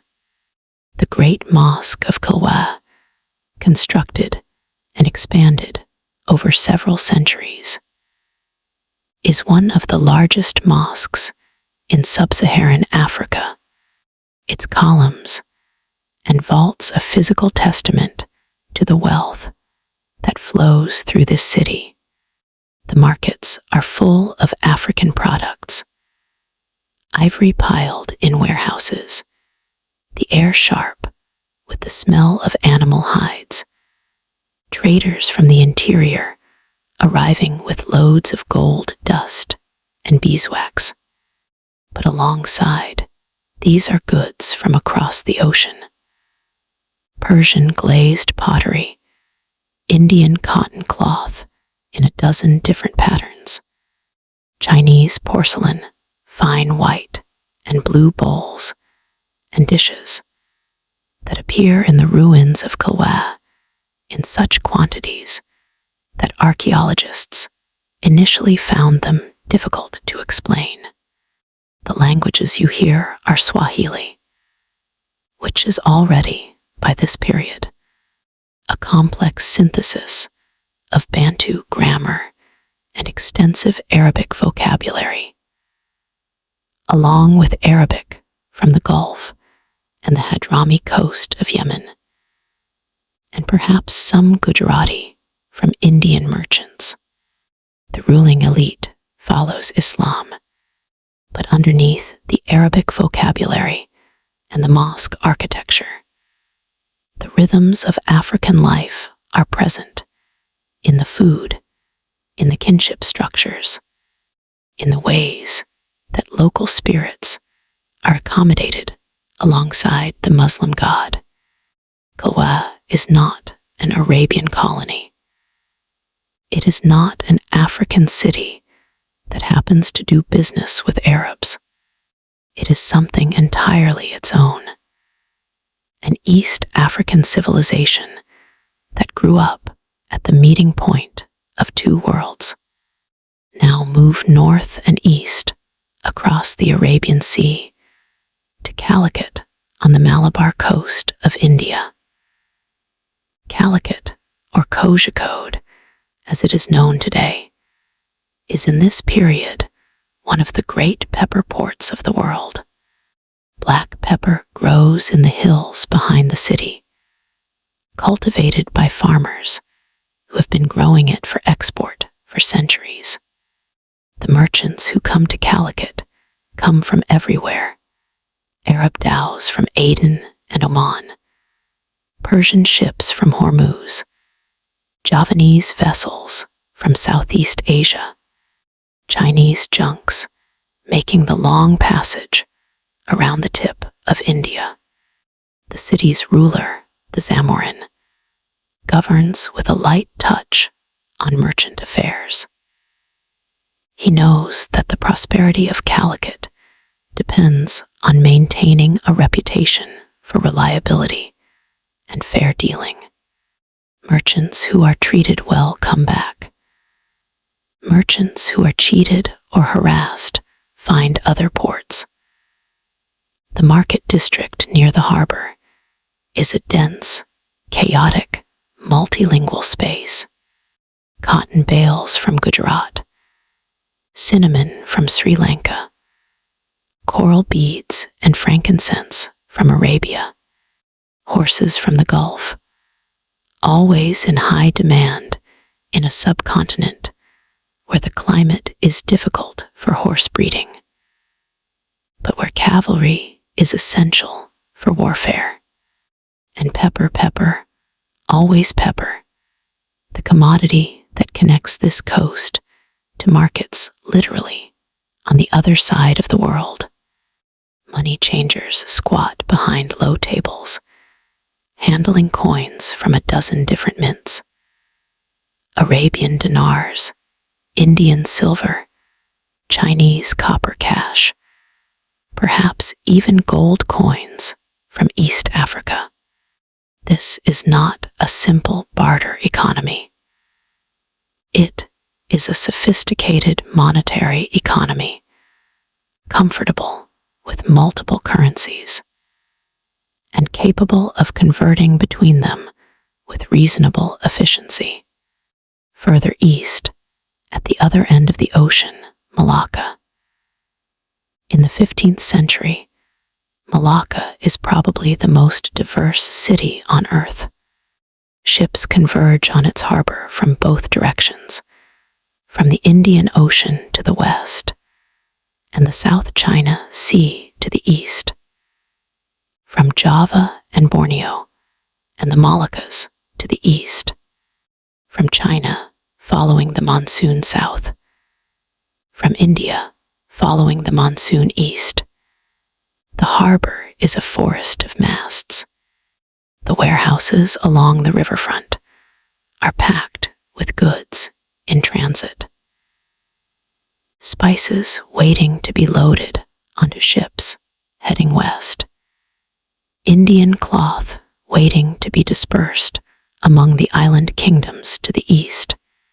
Chinese porcelain waiting for buyers who will carry it everywhere. The city is organized in part by ethnic and religious community. Different districts house different groups. The Gujarati merchants from northwestern India, the Javanese traders from the east, the Chinese community, the Arab merchants from the Gulf. Each community has its own institutions, its own places of worship, its own dispute resolution mechanisms, its own social structure. But these communities are not sealed off from each other. They do business together. They intermarry. The Malay language, the lingua franca of the strait, picks up vocabulary from all of them. The local cuisine mixes Indian spices with Chinese techniques and Southeast Asian ingredients. The architecture blends influences from across the ocean. Malacca is what happens when the Indian Ocean highway reaches maximum intensity.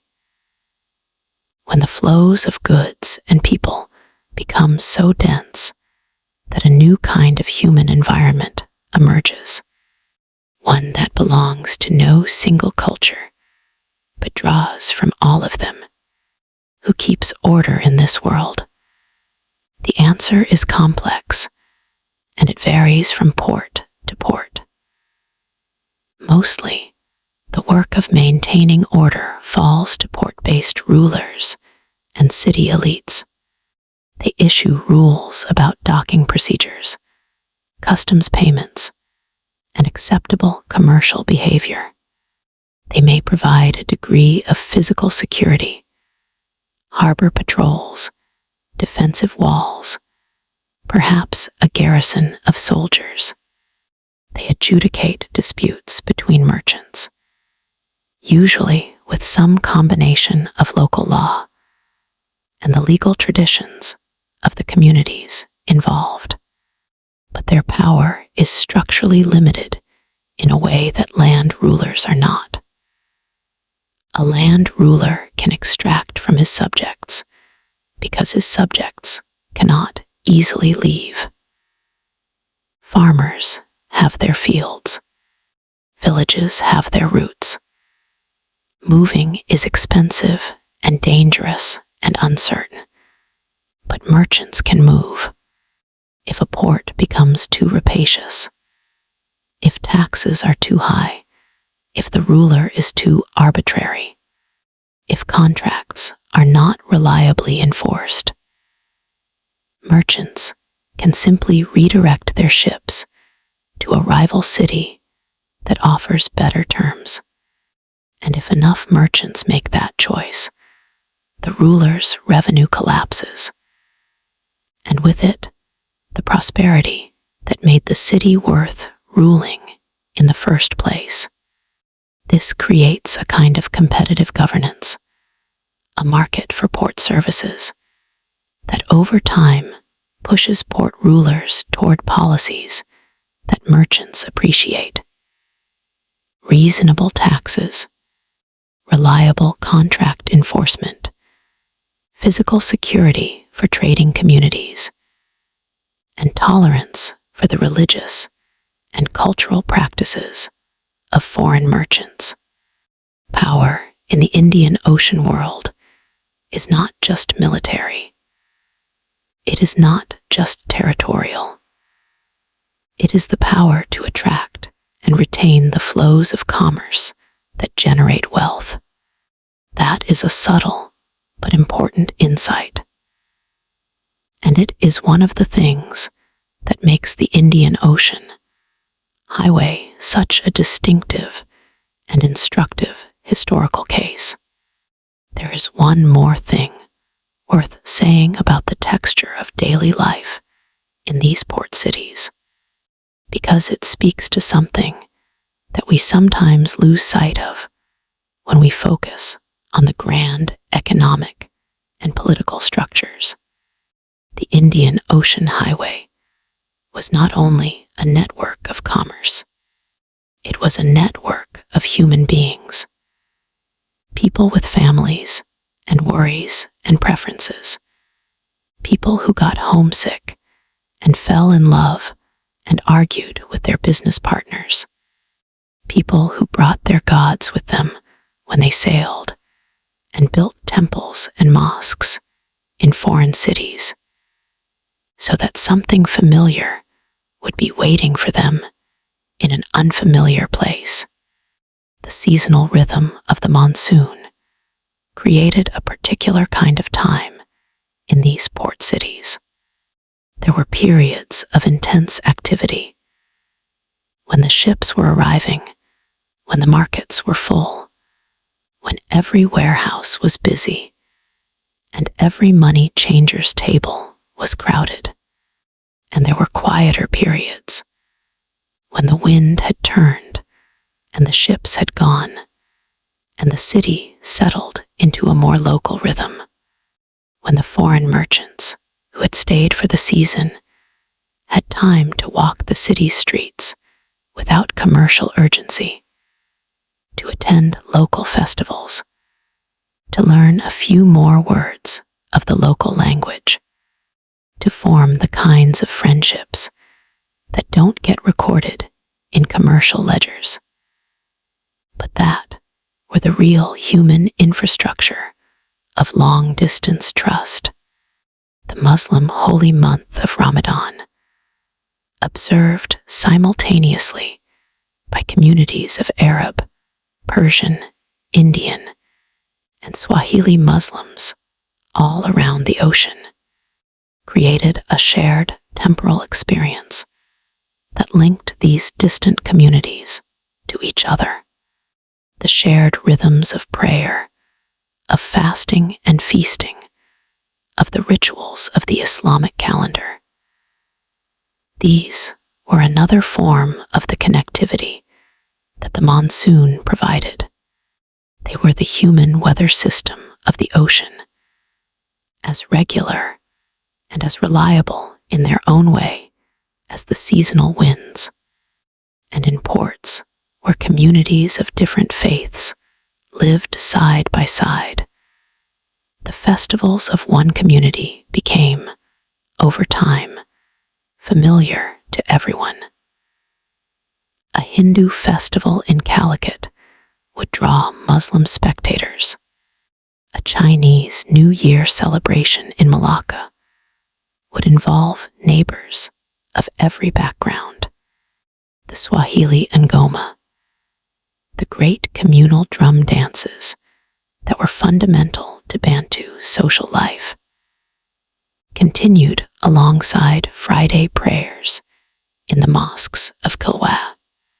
These were not harmonious utopias where difference dissolved. They were complex, sometimes tense, negotiated coexistences. But coexistences sustained over centuries by the shared interest in keeping the commercial peace. That is the human reality of the Indian Ocean Highway. Not just an economic system, not just a geopolitical structure, but a lived environment shared by millions of people who made their worlds on and around this water. Now, let's slow it down for a moment.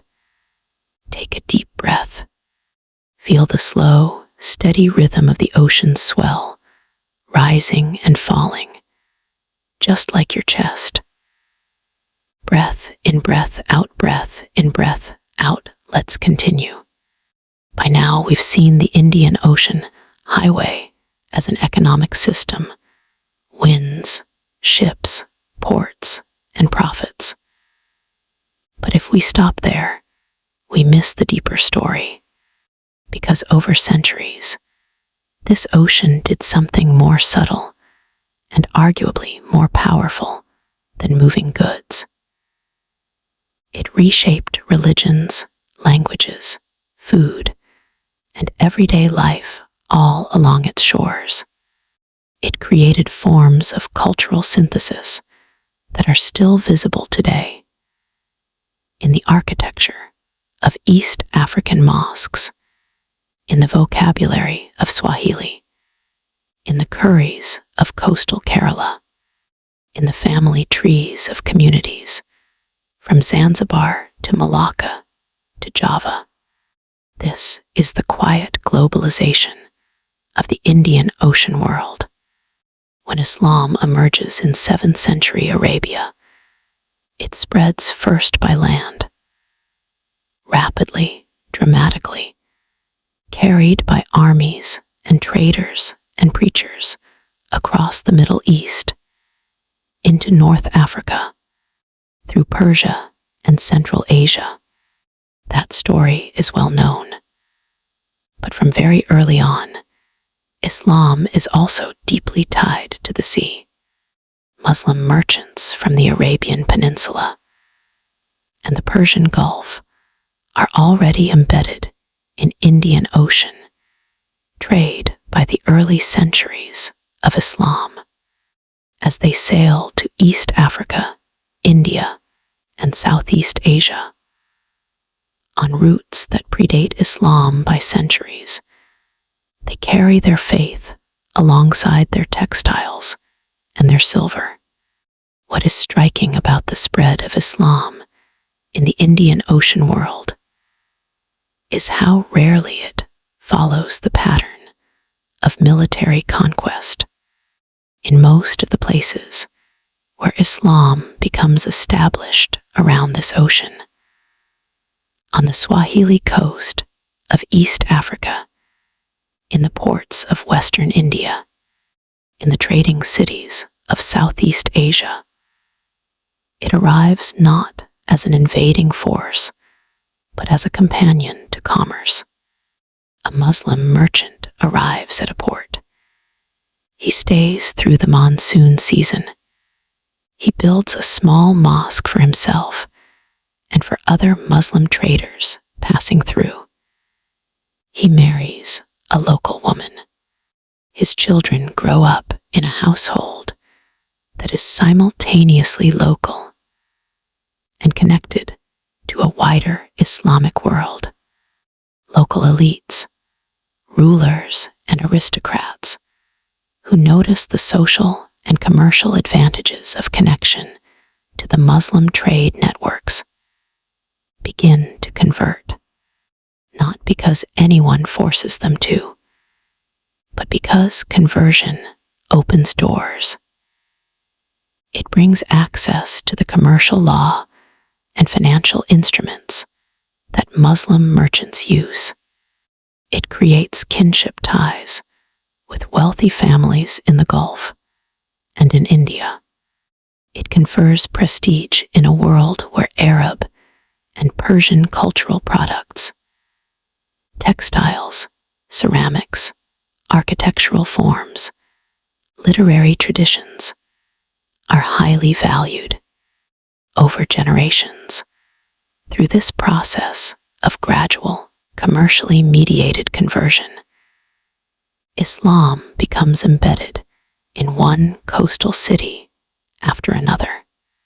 On the Swahili coast, it becomes the faith of urban elites, woven into a distinctively East African fabric, maintaining African musical traditions, African kinship structures, African spirit beliefs alongside the mosque, the Quran, and the Arabic vocabulary of worship and trade.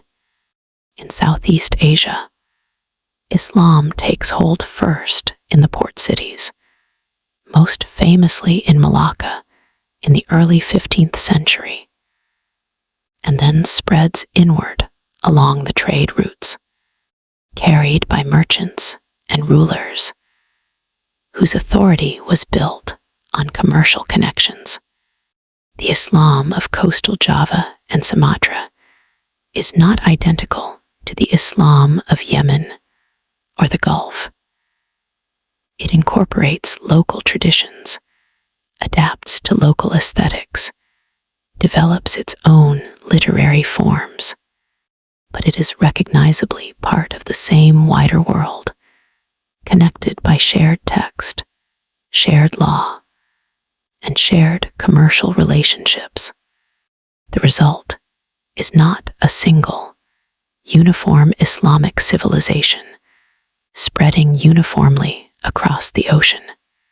It is multiple Indian Ocean Islams, each rooted in a specific local culture, each carrying its own history and its own aesthetic traditions, but all connected through the shared threads of faith, law and commerce.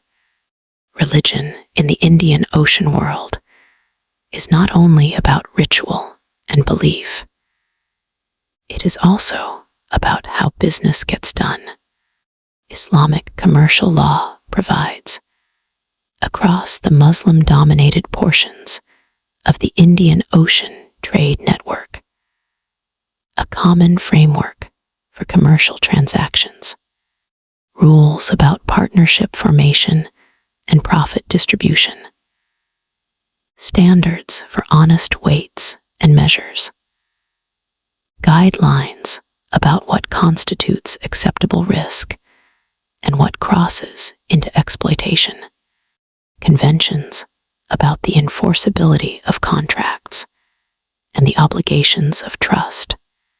Having a shared legal and moral framework, even an imperfect and contested one, makes long-distance trade significantly more efficient.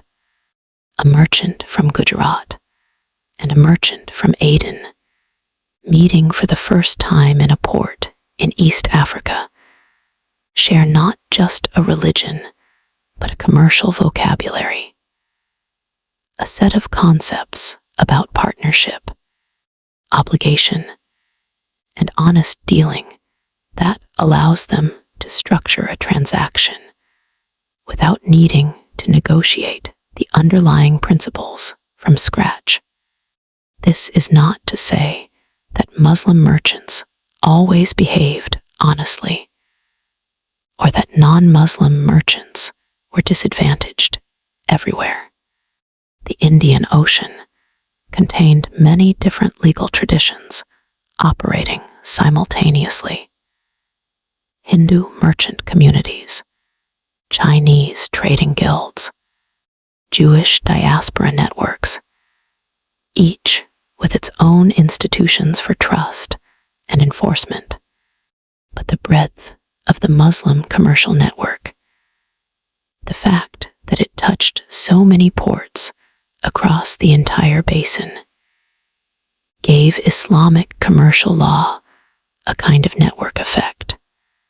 The more people used it, the more valuable it became, and merchants who were not themselves Muslim often learned to operate within its frameworks, because doing so gave them access to the dominant networks of credit and commerce.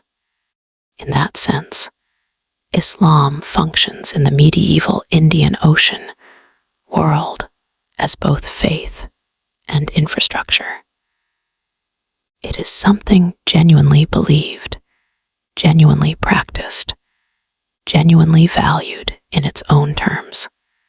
And it is also something that oiled the wheels of commerce across thousands of kilometers of ocean. If you could sit invisibly in a harborside tea house in a major Indian Ocean port city in the 14th century, Kilwa, Calicut, Hormuz, Malacca, and simply listen, what would you hear? You would hear a remarkable range of languages, and you would notice that they borrow from each other in ways that testify to centuries of contact. Swahili, along the East African coast, is one of the world's most vivid examples of linguistic synthesis.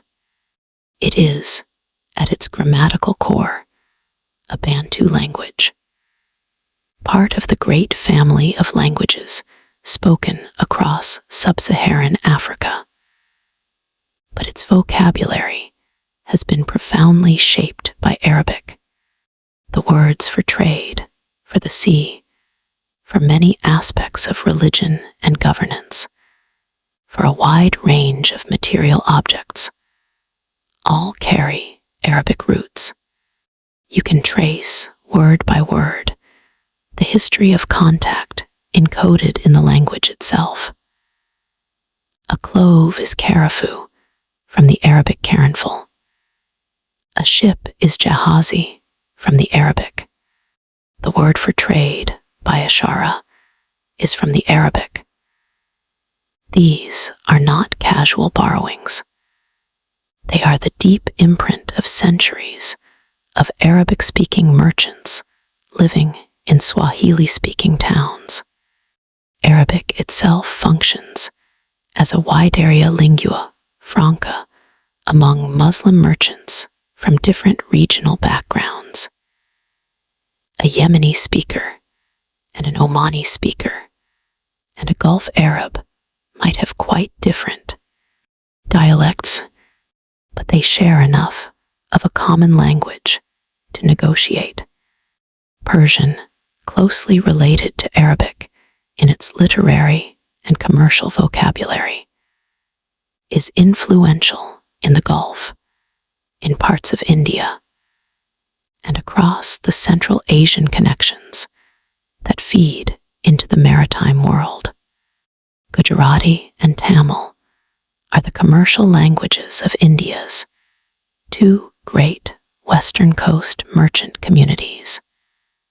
The Gujaratis, who dominate trade from the northwestern ports, and the Tamil merchants of the Malabar and Coromandel coasts, who have been sailing to Southeast Asia and Sri Lanka since ancient times. Malay functions as the commercial lingua franca of the Strait of Malacca and the broader Southeast Asian maritime world, picking up vocabulary from Javanese, from Sanskrit, from Arabic, from Chinese, from Tamil, a linguistic palimpsest of the trade roots themselves. Each of these languages carries, encoded in its borrowed vocabulary, a map of contact, a record of which communities traded with which, and for how long, and with what intensity. Language in the Indian Ocean world is another form of cargo. It is redistributed and blended at each stop on the highway. One of the most accessible archives of Indian Ocean connectivity is on a dinner plate. Food is a living record of trade and contact, perhaps the most intimate record of all, because it is reproduced every day in every kitchen by people who may have no knowledge of its distant origins. Consider the coconut palm. Botanists believe the coconut originated somewhere in the Indo-Pacific, most likely in the island world between India and Southeast Asia. But by historical times, it grows along coastlines from East Africa to the Caribbean, having been spread by human seafarers long before any written record documents the process. Coconut milk and coconut flesh are now fundamental ingredients in East African coastal cuisine, in South Asian cooking, and in Southeast Asian food, all connected by their shared origin in a tree that traveled on boats. Bananas and plantains follow a similar trajectory, originating in Southeast Asia, spreading westward into the Indian Ocean world, arriving in East Africa early enough to become a staple crop that many East African farmers consider indigenous to their landscape. Black pepper, the commodity that more than any other drove the spice trade and eventually drew European ships around the Cape of Good Hope, originates in the hills of the Malabar coast in southwestern India. By the medieval period, it is grown in several locations in South and Southeast Asia, processed in Indian ports, and carried to every corner of the ocean. Its presence in ancient Egyptian mummies and in the nostrils of medieval European nobles testifies to how far it traveled and how long these connections had been operating. The chili pepper follows a different path. It is a New World plant, a product of the Americas, brought into global circulation by the Portuguese in the 16th century. But once it arrives in the Indian Ocean world, it spreads with extraordinary speed, adopted into local cuisines so completely that within a generation it seems indigenous. The fiery curries of India, the sambals of Southeast Asia, the Berber spice blends of Ethiopia, all depend on a pepper that had never existed in these cuisines before 1500. Its rapid adoption is a testament to the Indian Ocean world's long experience with incorporating foreign ingredients into local traditions. In the coastal cities of East Africa, Mombasa, Zanzibar, Lamu, the food tells this whole story in a single meal.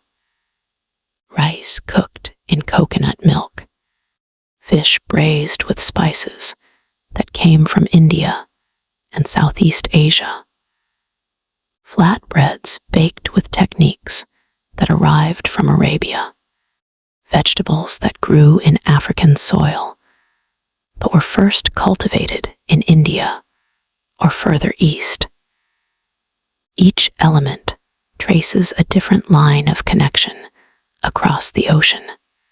The Indian Ocean Highway does not only move travelers, it creates diasporas, communities of people who leave their home regions and put down permanent roots somewhere else, maintaining cultural ties to where they came from while adapting to where they have arrived.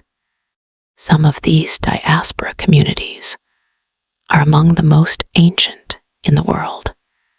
Hadrami Arabs from the Hadramaut region of what is now Yemen scatter across the Indian Ocean world, beginning in the medieval period and continuing into modern times. They settle in East Africa, in India, in Southeast Asia. They become scholars, merchants, rulers. They maintain their distinctive religious and cultural traditions across generations and thousands of kilometers, while simultaneously becoming deeply integrated into the local societies around them. Communities of Hadrami descent in Zanzibar, in Hyderabad, in Java, all connected to each other and to a distant ancestral homeland, but all also authentically local in their own ways. Indian merchant communities from Gujarat and from the Tamil country established themselves in East African port cities from the medieval period onward, playing crucial roles as financiers and retail merchants in economies that depend on their credit and commercial expertise. By the 19th and 20th centuries, these communities have been in East Africa for so many generations that questions of where they really belong become genuinely complex. Chinese communities in Southeast Asian port cities predate the large-scale migrations of the 19th century by many centuries. By the 15th century, Chinese merchants have permanent communities in several Southeast Asian ports, operating alongside but separately from Chinese state trading missions. These diaspora communities are not simply transplants of their home cultures. They are active agents of synthesis, creating new hybrid identities that draw from multiple traditions and that fit the specific circumstances of the port cities where they live. They also serve as the human infrastructure of the trading network, knowing how to navigate both local customs and the wider commercial world, maintaining the relationships and the trusted contacts that allow goods and credit to flow across vast distances. The human web of these diasporas is as important as any set of sea routes. More important, perhaps, because sea routes can be disrupted by storms or blocked by hostile powers. But human relationships are far harder to destroy. When we talk about globalization today, we invoke a phenomenon that feels distinctly modern, a product of containers and fiber optics and multinational supply chains. But in the Indian Ocean world, something recognizably similar was happening centuries before any of that existed. Goods moved regularly across vast distances, not occasionally, not by accident, but systematically, year after year, driven by commercial demand and enabled by the monsoon infrastructure. Ideas and religions spread without central campaigns or formal institutions of dissemination, carried along commercial routes by merchants and travelers who shared their beliefs as naturally as they shared their goods. Languages blended at ports of contact, creating new speech communities that bore the fingerprints of multiple distant cultures.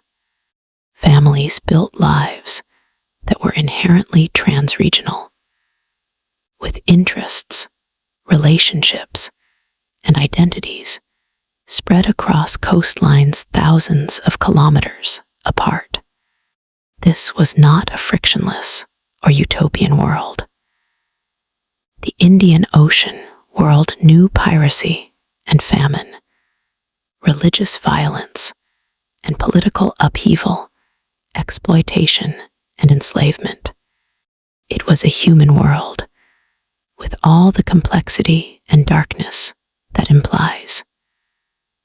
But it was also a world where interconnection was normal, not exceptional, where a merchant from one culture doing business in another culture's port was a routine fact of commercial life, not a novelty, where children grew up speaking 3 languages as a matter of course, and where the question of which single culture you belonged to might be genuinely unanswerable, because you belonged to several at once.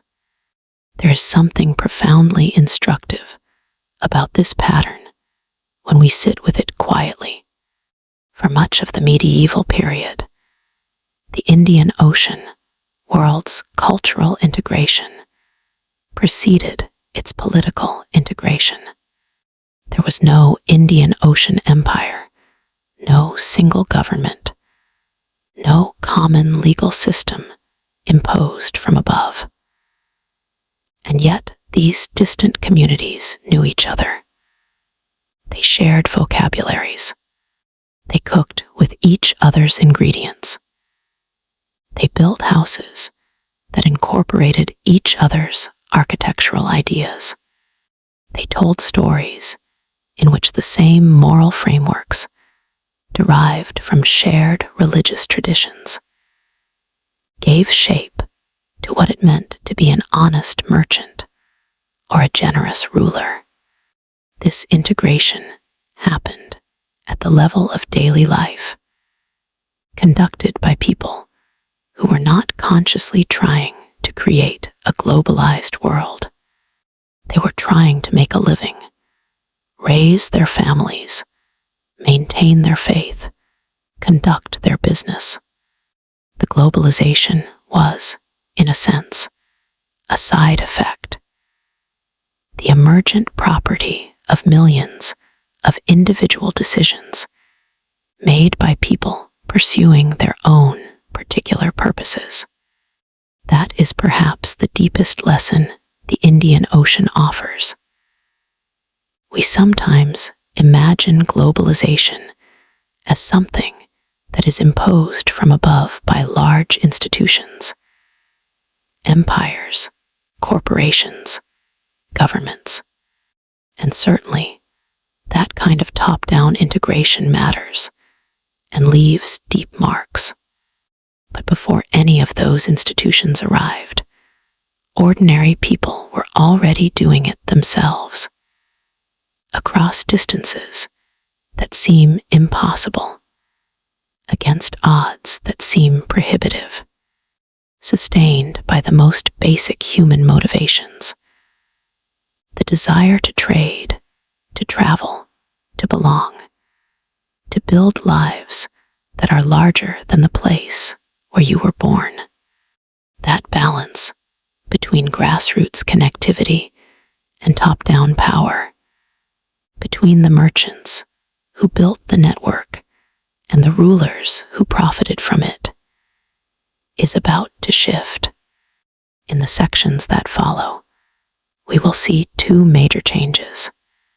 The first is the brief, spectacular moment when a powerful centralized state, Ming China, projects naval power deep into the Indian Ocean with the treasure fleets of Zhang He.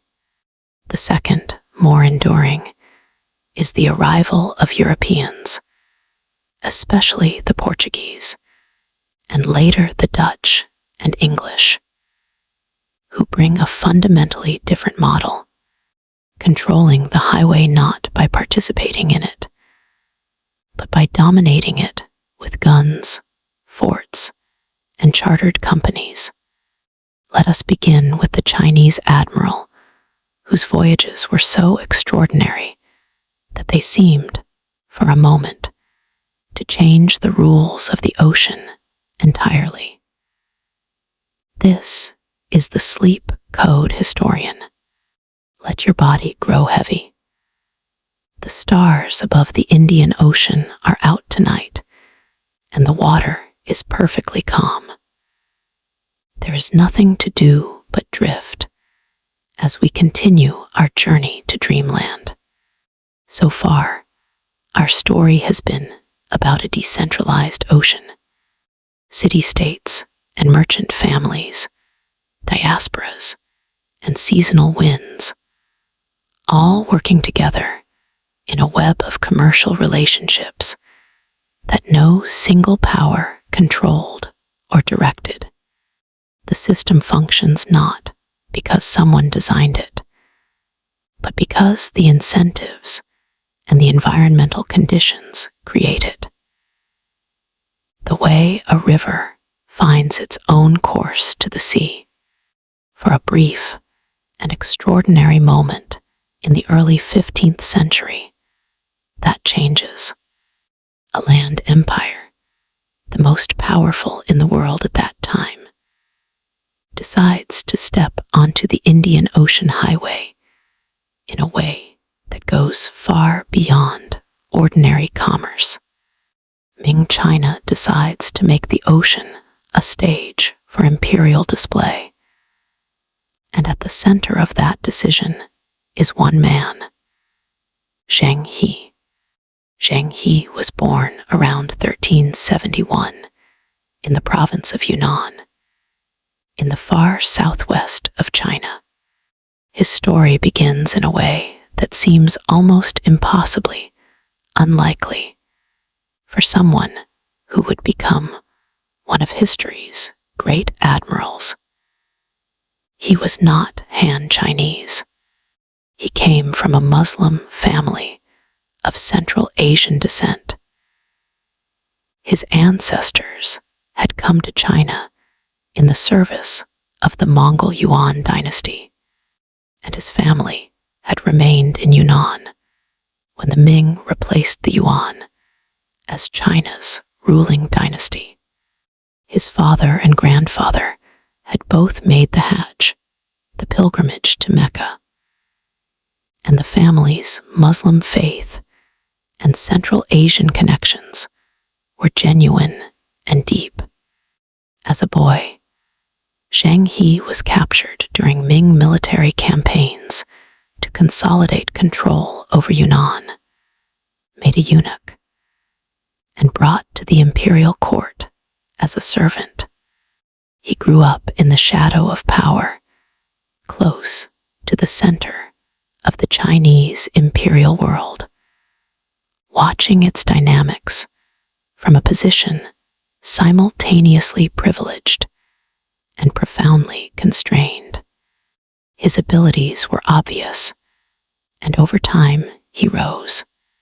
He proved loyal to Zhu Dai, the prince who would eventually seize the throne to become the Yongle emperor, fighting on his behalf in the civil wars that preceded Zhu Dai's enthronement. When Zhu Dai became emperor, Zheng He became one of his most trusted and capable servants. Eventually, the commander of an undertaking that would send Chinese ships further from home than they had ever gone before. Why did the Ming dynasty send these massive fleets into the Indian Ocean? The question has fascinated historians for centuries, and the honest answer is that multiple purposes seem to have driven the decision. The most fundamental was prestige and legitimacy. The Yongle emperor had taken the throne through a violent coup, displacing and likely killing his young nephew, the legitimate heir. This was not the orderly succession that Confucian political theory prescribed. Sending enormous, spectacular fleets abroad was, among other things, a way to project an image of overwhelming power and authority, both to foreign rulers who might question China's stability, and to Chinese officials and elites who might doubt the legitimacy of the new emperor. If you can send hundreds of ships carrying tens of thousands of men to the farthest shores of the known world, you are clearly not a regime in crisis. You are the center of civilization itself. Alongside the prestige motive ran the system of tributary relationships that structured China's official view of its position in the world.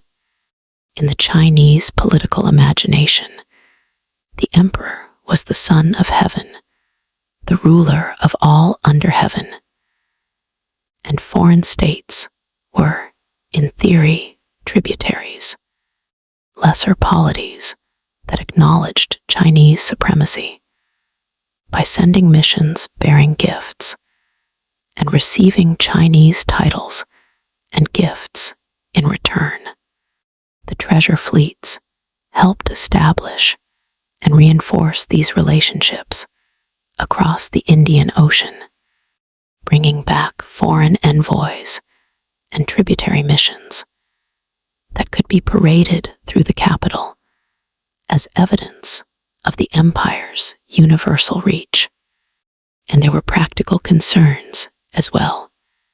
The Ming wanted to monitor and, to some extent, shape the maritime trade routes of Southeast Asia and beyond, ensuring that piracy and rival powers did not threaten Chinese interests along these increasingly important commercial corridors.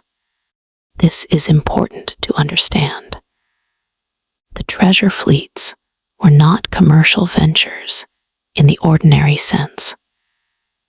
They were not organized to make profit for the emperor or the state. They were organized to project power, to demonstrate capability, cement relationships, gather information, and confirm China's place at the top of the international hierarchy. The physical scale of Zheng He's fleets was extraordinary, remarkable by the standards of any era, and almost incomprehensible when compared to the contemporary European maritime world. The exact dimensions of the largest ships, the so-called treasure ships, have been debated for decades, with different scholars offering different interpretations of the surviving Chinese sources. The dimensions recorded in those sources, if taken literally, would make these vessels the largest wooden ships ever built, longer than a modern football field. Some scholars argue for somewhat smaller, though still enormous, interpretations. What is not disputed is that the fleets were massive by any reasonable standard. A single expedition might comprise 60 or more major vessels, accompanied by dozens of smaller support ships, water tankers, supply ships, troop transports, fast courier vessels. The total complement of a major expedition ran into the tens of thousands of people. Sailors and officers, soldiers and officials, interpreters and physicians, craftsmen and specialists of all kinds. Compare this, for a moment, to what was happening in Europe at roughly the same time. When Vasco da Gama made his famous voyage to India in 1498, roughly 60 years after Zheng He's last voyage, he commanded 4 ships and about 170 men. That is not a criticism. It was a remarkable achievement under the circumstances, but it gives you a sense of the difference in scale. The Chinese treasure fleets were not just larger than contemporary European voyages. They were operating in a different conceptual universe entirely. The question they posed was not, can we make it there and back? The question was, how magnificently can we display the power and wealth of the Ming Empire to everyone we meet? The cargo reflects this purpose. The primary outgoing cargo was not trade goods in the ordinary sense. It was gifts, silk, porcelain, lacquerware, and other fine objects that embodied the wealth and craftsmanship of the Ming Empire. These were distributed to foreign rulers as tokens of imperial favor, establishing the tributary relationship in physical, tangible form. The returning cargo was similar in kind. Tribute missions from foreign courts, exotic animals, giraffes, zebras, ostriches, and the symbolic materials of acknowledged supremacy. The giraffes deserve a moment's attention. Several were brought back from East Africa, where the Swahili people called them twiga. The Chinese court identified them with the kilin, a mythical creature of good omen. The arrival of a giraffe at the imperial court was treated as a sign of divine favor, a confirmation that the Yongle Emperor's rule was blessed by heaven. Somewhere in the records of the Ming court, there are paintings of court officials gazing with solemn reverence at a confused-looking giraffe, and it is one of the more humanizing details of this entire grand story. Between approximately 1405 and 1433, Zheng He led 7 major expeditions. The routes varied from voyage to voyage, but collectively they covered an extraordinary sweep of the Indian Ocean world. The first several voyages focused on Southeast Asia and the western coast of India, passing through Malacca, Sri Lanka, and the ports of the Malabar coast, all well within the existing circuits of Indian Ocean trade. These voyages established the basic pattern. Sail in, display overwhelming naval power, deliver imperial letters and gifts, receive tribute missions and return gifts, engage in regulated trade, and sail home. Later voyages pushed further. Ships sailed to Hormuz at the mouth of the Persian Gulf, bringing the fleet into contact with the Arab and Persian merchant networks that dominated the western Indian Ocean. They visited ports in Arabia itself, Aden at the entrance to the Red Sea, perhaps others further along, and on the most far-reaching voyages, they traveled down the East African coast, visiting ports as far south as Malindi in what is now Kenya and Mogadishu in Somalia. This is remarkable. These voyages carry the fleet through virtually every major sector of the Indian Ocean world. Southeast Asian spice ports, Indian textile centers, Gulf trading cities, East African gold ports. They encounter and leave an impression on virtually every major player in the existing system. Everywhere the fleet goes, the response is a mixture of awe, calculation, and anxiety. Imagine being a ruler in Calicut or Malacca when Zheng He's armada appears on the horizon. Even if you have seen large convoys of merchant dhows, you have never seen anything like this.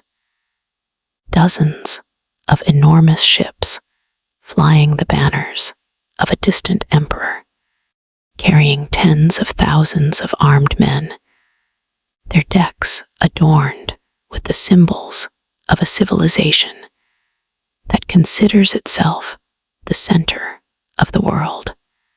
For some rulers, the response is enthusiastic alignment. The backing of such a distant, powerful empire could be useful, lending prestige, deterring local enemies, opening access to the Chinese market. Several Southeast Asian rulers send their own envoys back to China with the returning fleets, establishing the tributary relationships the Chinese desired. For others, the response is more cautious. The fleet is too powerful to challenge directly, but aligning too openly with the Chinese might antagonize other neighbors. The rational response is a polite acknowledgement that falls short of full tributary submission. And for at least a few, the response is resistance. The fleet engages in limited military action on several occasions, most notably against a Chinese pirate operating from Sri Lanka, and in support of one Malay ruler against another. These interventions demonstrate that the fleet's overwhelming firepower is not merely decorative. And then, as suddenly as they began, the voyages stop. By the mid-15th century, the Ming court turns inward, and the great fleets are sent out no more. The shipyards that built them fall silent. The officers and pilots who ran them disperse or grow old without successors. The institutional knowledge that made them possible erodes, generation by generation, until the very memory of them becomes uncertain. Why? The debate among historians continues, but several factors seem important. The cost was enormous. Outfitting and provisioning dozens of ships, carrying tens of thousands of men, season after season, across thousands of kilometers of ocean. This was a drain on imperial resources that critics at court found difficult to justify. The voyages brought back prestige and exotic gifts, but they did not generate the kind of direct revenue that would pay for themselves. The court factions that opposed the voyages had powerful arguments. The Confucian bureaucratic tradition was, at its heart, land-focused. It valued agriculture over commerce, stability over expansion, inward cultivation over outward display. The eunuch faction that supported the voyages, Zheng He himself was a eunuch, and the voyages were very much a project of the eunuch court. Faced entrenched opposition from scholar officials who saw maritime adventurism as expensive, politically motivated, and socially disruptive, and China's strategic priorities were shifting. Renewed threats on the northern frontier from Mongolian and other steppe powers demanded attention and resources. The ocean, from this perspective, was a distraction from the real dangers facing the empire. Whatever the specific balance of causes, the decision is made, and it sticks. The treasure fleets do not sail again. What did the treasure fleets actually accomplish? This is worth asking carefully, because it's tempting to turn Shanghi into a story about what might have been the Chinese admiral who could have colonized the world if only the court hadn't pulled back. Gavin Menzies' provocative book, 1421, went so far as to argue that Chinese fleets circumnavigated the globe and reached the Americas before Columbus, a claim that mainstream historians have largely rejected for lack of evidence. But that speaks to the magnetic pull of the what-if question. That framing obscures more than it reveals. The treasure fleets did not attempt to colonize. They did not try to establish permanent Chinese settlements on foreign soil. They did not seek to monopolize trade routes by force, or to compel merchants to carry Chinese licenses. They were, in their essential nature, diplomatic and symbolic missions. Enormous floating embassies designed to impress and to establish the tributary relationships that structured China's image of itself in the world. What they did accomplish was real, even if less dramatic than the alternative histories imagine. They carried Chinese goods, porcelain, silk, lacquerware, into markets from East Africa to Arabia to India to Southeast Asia, seeding demand for Chinese products that would continue to shape Indian Ocean trade long after the fleets themselves stopped sailing.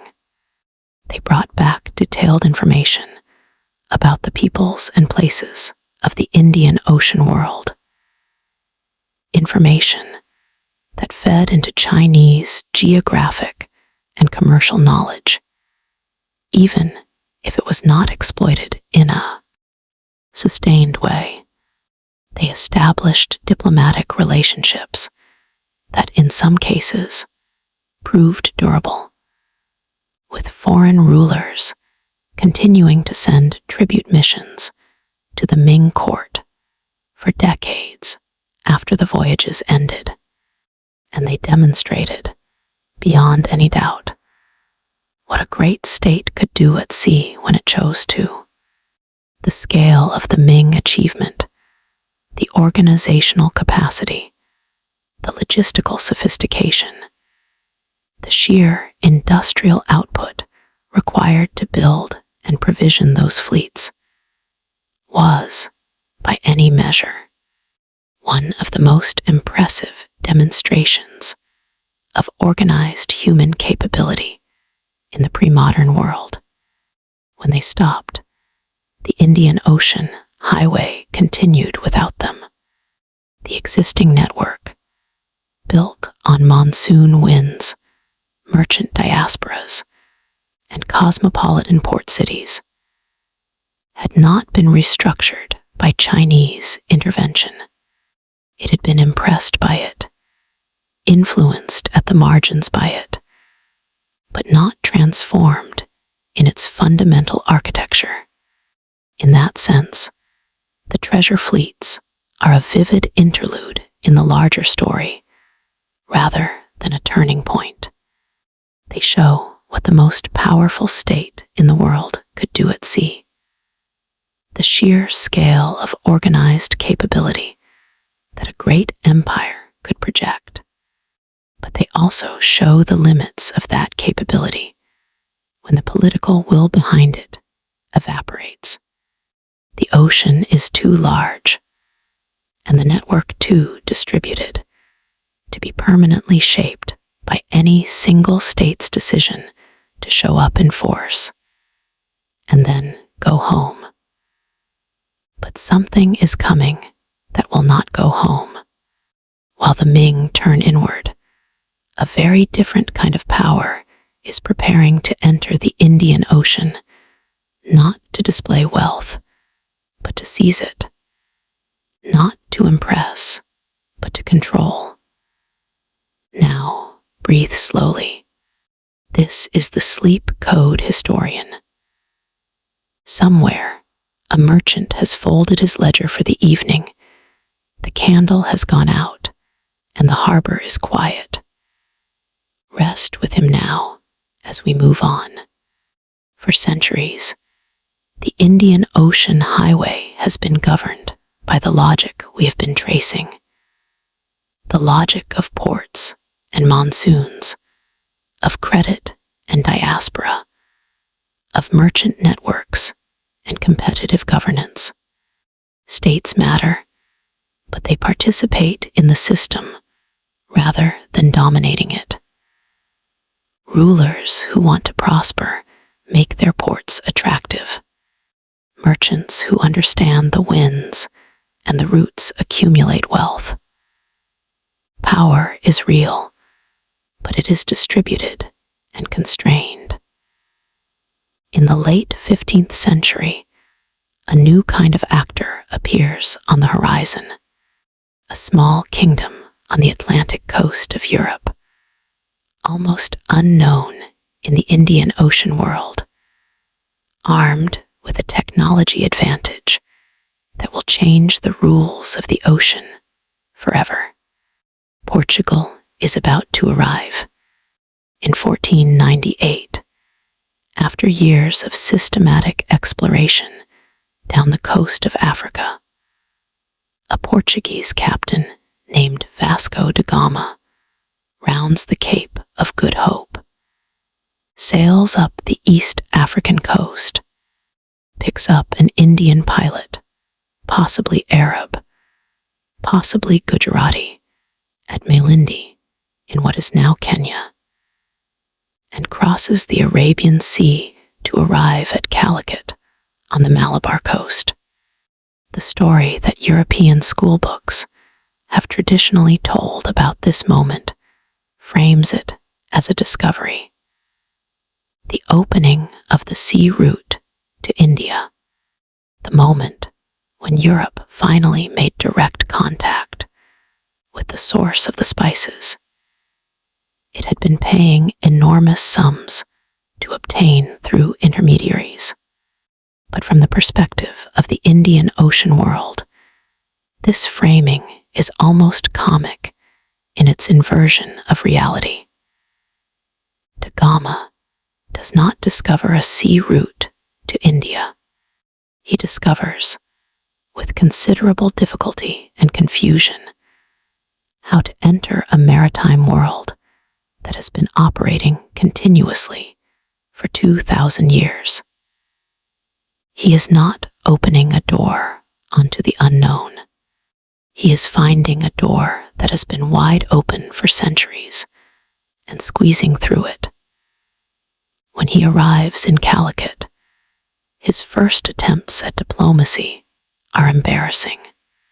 The Zamorin, the ruler of Calicut, is politely unimpressed by the gifts Da Gama presents, which are appropriate for a trade mission to the West African coast, but seem paltry in comparison to what Arab and Indian merchants routinely bring. Da Gama seems genuinely uncertain of the religious landscape. At one point, apparently mistaking a Hindu temple for a Christian church, a confusion that says a great deal about how poorly Portugal understood the world it was attempting to enter. He leaves Calicut, having established no permanent commercial relationship and having impressed no one. But he carries back something that will matter enormously: proof that the route is possible. And on that proof, Portugal will build. What Portugal brings to the Indian Ocean that is genuinely new is not commercial sophistication. It is not cultural knowledge. It is not diplomatic finesse. It is guns. More specifically, it is the combination of cannon-armed ships and a state willing to use them systematically as instruments of commercial policy.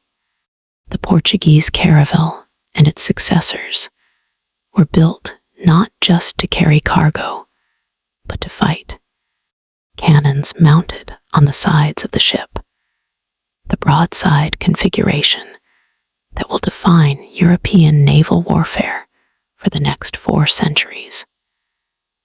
Give these vessels the ability to destroy other ships, bombard coastal towns from a distance at which the other side's weapons cannot effectively respond. This is a genuine military technological asymmetry. Indian Ocean ships, dhows, junks, various Southeast Asian vessels were designed for the monsoon environment, for carrying maximum cargo, for the commercial logic of the ocean. They were not generally built to withstand cannon fire or to deliver it.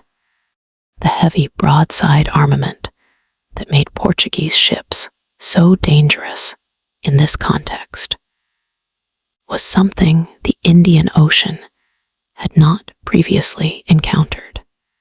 The Portuguese strategy takes shape fairly quickly, and it has several distinct components. The first component is seizing strategic positions, rather than attempting to participate in the existing trade network. The Portuguese focus on controlling its key nodes, the choke points and major ports through which the traffic of the ocean must pass. Kilwa on the Swahili coast, one of the great gold ports of East Africa, is bombarded and forced to submit. Mombasa, a few degrees further north, is taken.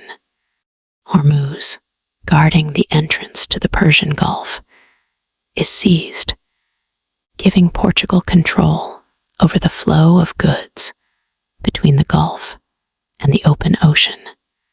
Goa on India's western coast becomes the center of Portugal's Indian Ocean empire, a fortified city from which its fleets are dispatched and its trading operations administered. And most critically, Malacca, controlling the strait between the Indian Ocean and the South China Sea, is attacked and taken in 1511, a seizure that reverberates through the entire Indian Ocean network. With these positions secured, Portugal controls several of the most critical choke points in the entire system. The second component is the Cartaz system, a form of protection racket enacted through official-looking documentation. Ships operating in waters claimed by Portugal were required to carry a Cartaz, a license purchased from Portuguese officials, certifying that the ship had paid its dues and was authorized to sail. Ships caught without a Cartaz could be treated as enemies, their cargoes seized, their crews killed or enslaved. In theory, this sounds like a simple tolling system. In practice, it was backed by the credible threat of cannon fire, and it was applied with considerable violence and arbitrariness. Ships belonging to Muslim merchants, who the Portuguese associated with their Ottoman and Arab enemies, were particularly vulnerable. The Indian Ocean had known piracy before, but systematic, state-sponsored, religiously motivated maritime predation at this scale was something new. The third component was an attempt to monopolize certain high-value trades, most importantly the spice trade, by forcing merchants to route their goods through Portuguese-controlled ports and pay Portuguese tariffs. Taken together, these three components represent something genuinely new in the Indian Ocean world, an attempt by an outside power to insert itself as a compulsory middleman, not by providing better services than the existing middlemen, but by threatening violence against anyone who tried to bypass it. The Indian Ocean world does not simply roll over. The response to Portuguese arrival is varied, complex, and often effective. Some local rulers negotiate accommodations with the Portuguese, using them as allies against local rivals. The willingness of the Portuguese to deploy overwhelming firepower made them useful partners for rulers who needed military support, regardless of how unpleasant the partnership otherwise was. Other rulers resist fiercely. The Zamorin of Calicut, the same ruler who had politely dismissed da Gama's first mission, organizes naval resistance against Portuguese incursions. The Ottoman Empire, whose commercial interests in the spice trade were directly threatened by Portuguese intervention, sends naval expeditions into the Indian Ocean in an attempt to push the Portuguese back. These Ottoman efforts ultimately fail, but they illustrate how seriously the established powers of the Western Indian Ocean world took the Portuguese threat, and merchants find ways to route around Portuguese control.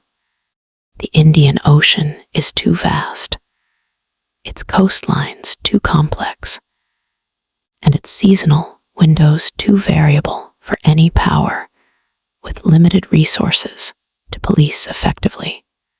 Ships that knew the local waters well could sail at times, and in conditions when Portuguese patrols were absent.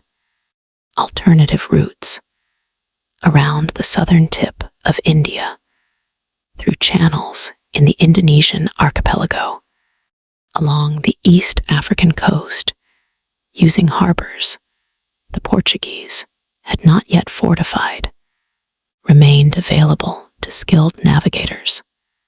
The informal economy of the Indian Ocean, the vast majority of its commercial activity, conducted by small-scale traders using small ships and local knowledge, continued largely outside Portuguese control.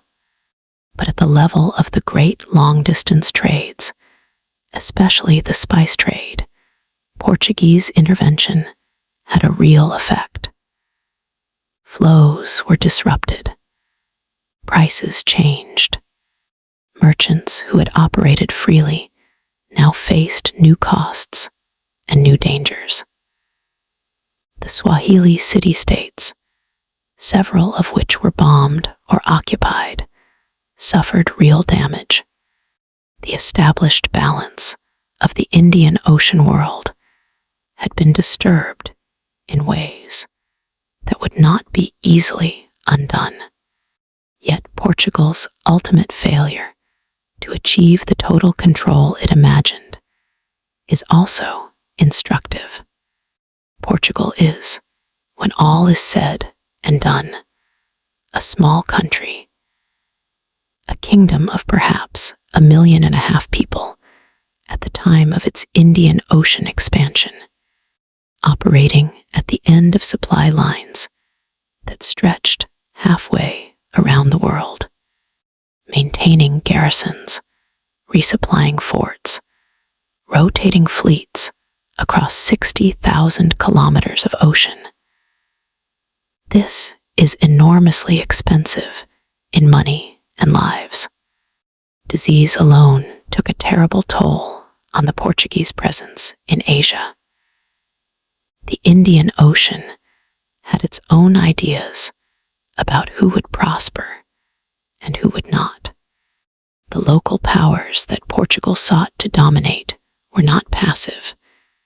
They learned, they adapted, they acquired guns of their own, they built alliances, and eventually, over the 16th and 17th centuries, they pushed back, often successfully.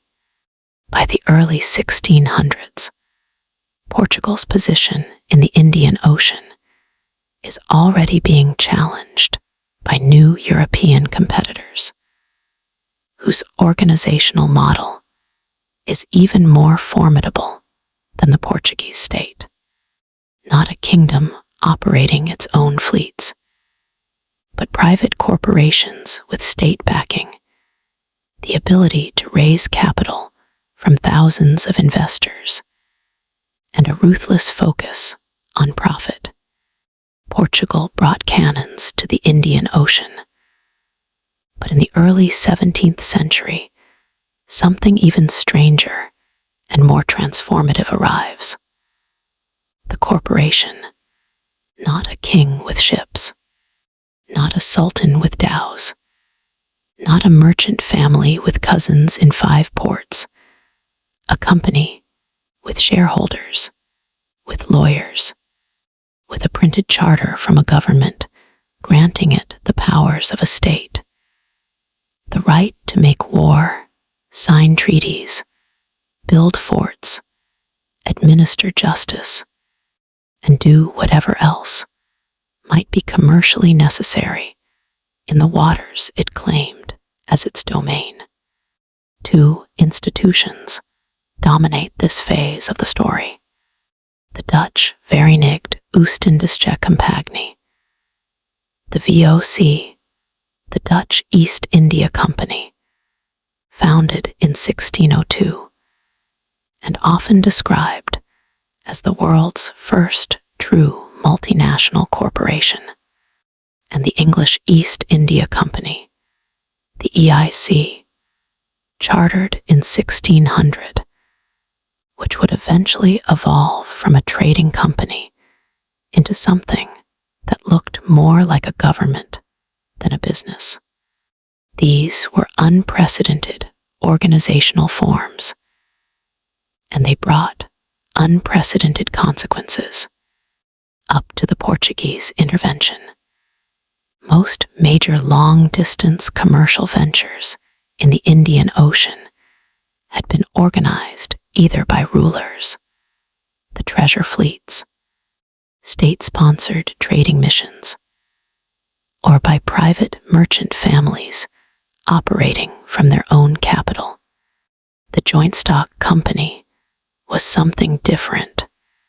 Instead of a wealthy merchant outfitting a ship from his own resources, bearing all the risk himself and keeping all the profits, the joint stock company sold shares to multiple investors. Each investor contributed a portion of the capital and received a proportional share of the profits. The risk was distributed, The capital pool was vastly larger than any single merchant could amass, and the legal structure, formalized in the company's charter, gave the enterprise a kind of continuity that a family business lacked. It persisted beyond the death of any individual, maintaining its assets and its relationships across generations. This was a powerful organizational innovation. But what made the VOC and EIC truly extraordinary was the additional power granted by their government charters. The right to act in the territories they claimed, with the authority of a sovereign state. They could negotiate treaties, they could make war, they could execute criminals, they could administer taxation, they could, in effect, govern. And eventually, they would exercise governing power over populations far larger than those of their home countries. This is a genuinely new phenomenon in the Indian Ocean world. Previous powers, Arab merchants, Swahili rulers, Indian kingdoms, Ming dynasties, all operated within recognizable categories. They were traders, or they were states. The VOC and EIC were both simultaneously profit-seeking enterprises with the coercive apparatus of governments. The VOC's strategy in the Indian Ocean world focuses particularly on Southeast Asia and the spice trade. Its basic approach is to do what Portugal attempted, but do it more efficiently, more systematically, and with better capitalization. The key insight is that controlling the spice trade means controlling the production zones, the specific islands in the Moluccas where nutmeg, mace, and cloves grew. These are not large territories. The entire global supply of nutmeg in this period comes from a cluster of small islands, the Banda Islands in eastern Indonesia. Control those islands, and you control nutmeg. The VOC controls those islands by conquering them. The story of the Banda Islands under VOC rule is one of the darkest episodes in the history of the Indian Ocean world. The indigenous Bandanese population, who had grown and traded nutmeg for centuries, refused to accept the VOC's monopoly terms. The VOC's response was systematic and catastrophic. Military campaigns that killed, enslaved, or expelled the vast majority of the Bandanese people, replacing them with Dutch-owned plantations worked by enslaved laborers. In a few years, a population that had numbered in the thousands was reduced to a few hundred survivors. This was not a side effect of VOC commercial operations. It was a deliberate policy choice made in the pursuit of monopoly profit. The same logic applied with varying degrees of violence across the spice-producing regions of the Indonesian archipelago.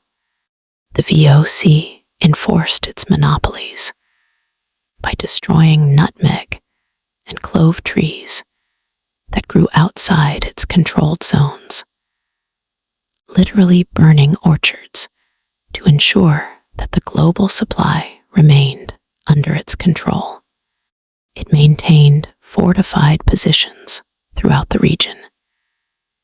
It fought wars against local rulers against rival European powers and against anyone who attempted to trade outside its system.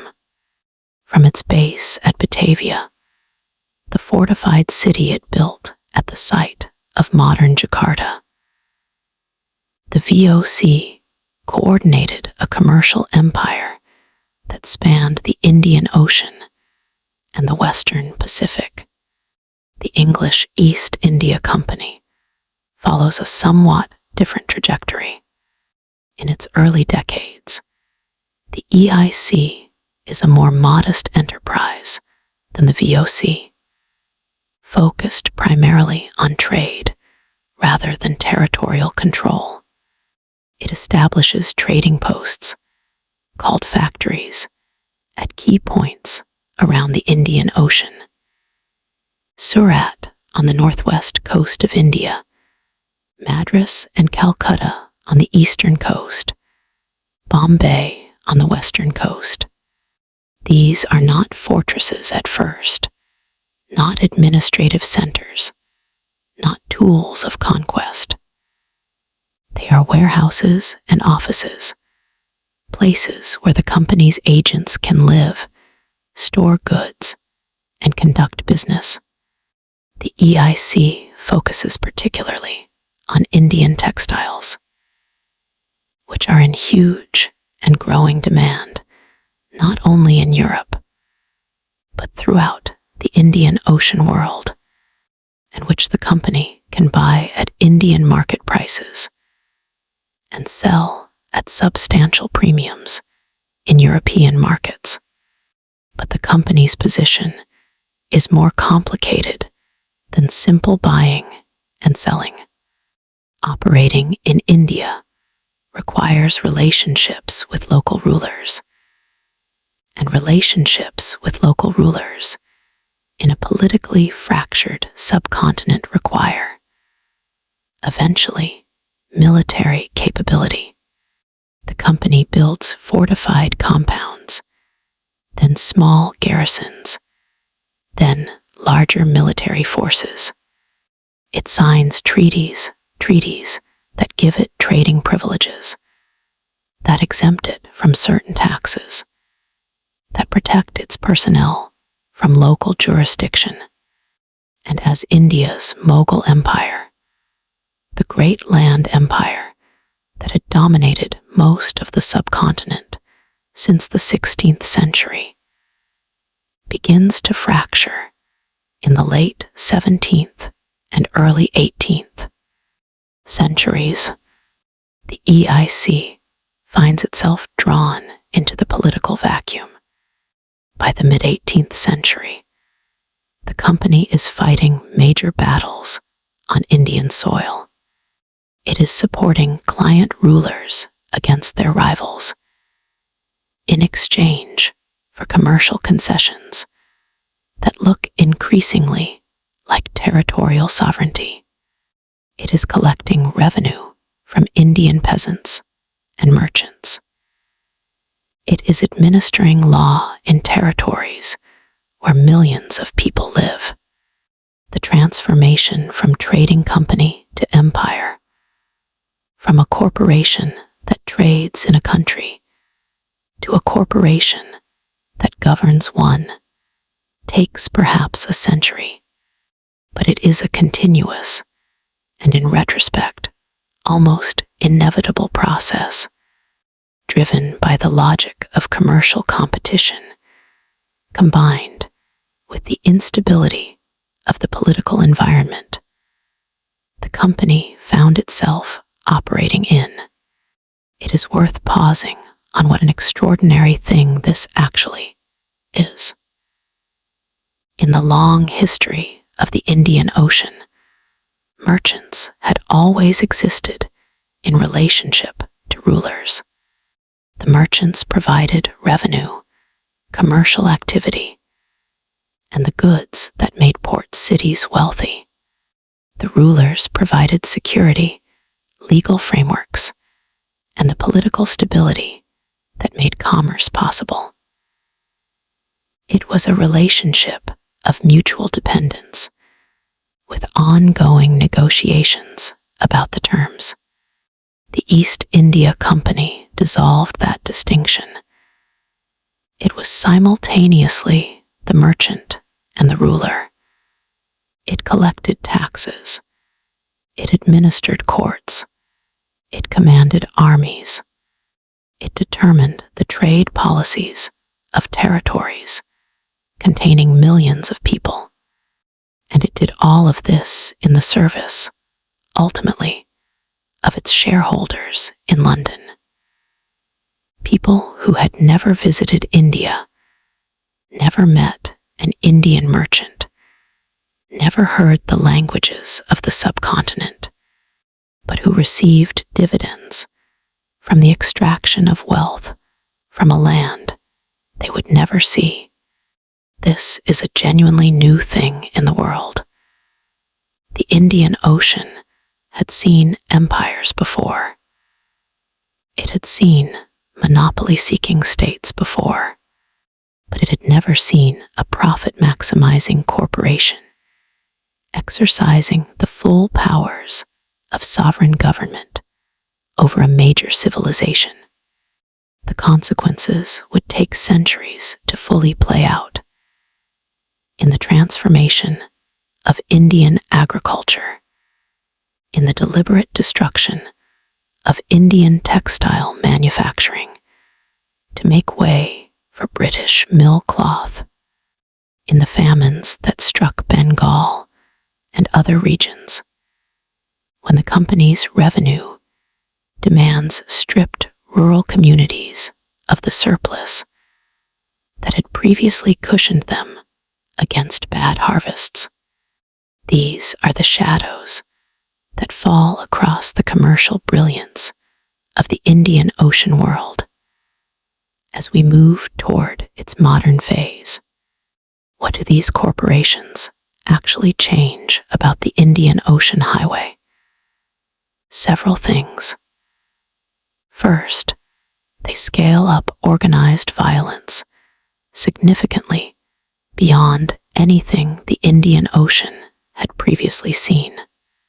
The VOC and EIC maintain standing armies and navies, not just armed escorts for specific voyages, but permanent military forces deployed continuously across the ocean.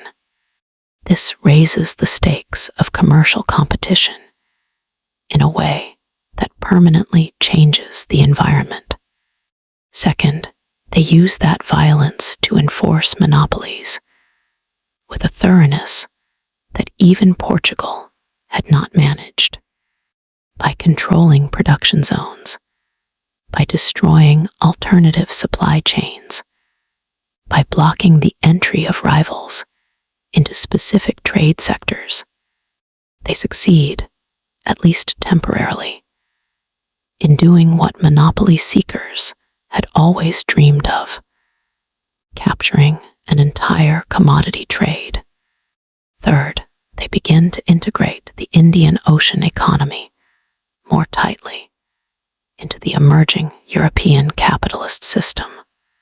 The profits extracted from the spice trade and the textile trade flow back to Europe, to Dutch and English investors, to state treasuries, to the financial system that is taking shape in Amsterdam and London. These flows accelerate the accumulation of European capital in ways that help finance the next stage of European expansion. And fourth, they alter the local power dynamics of the Indian Ocean world in ways that will take generations to fully play out.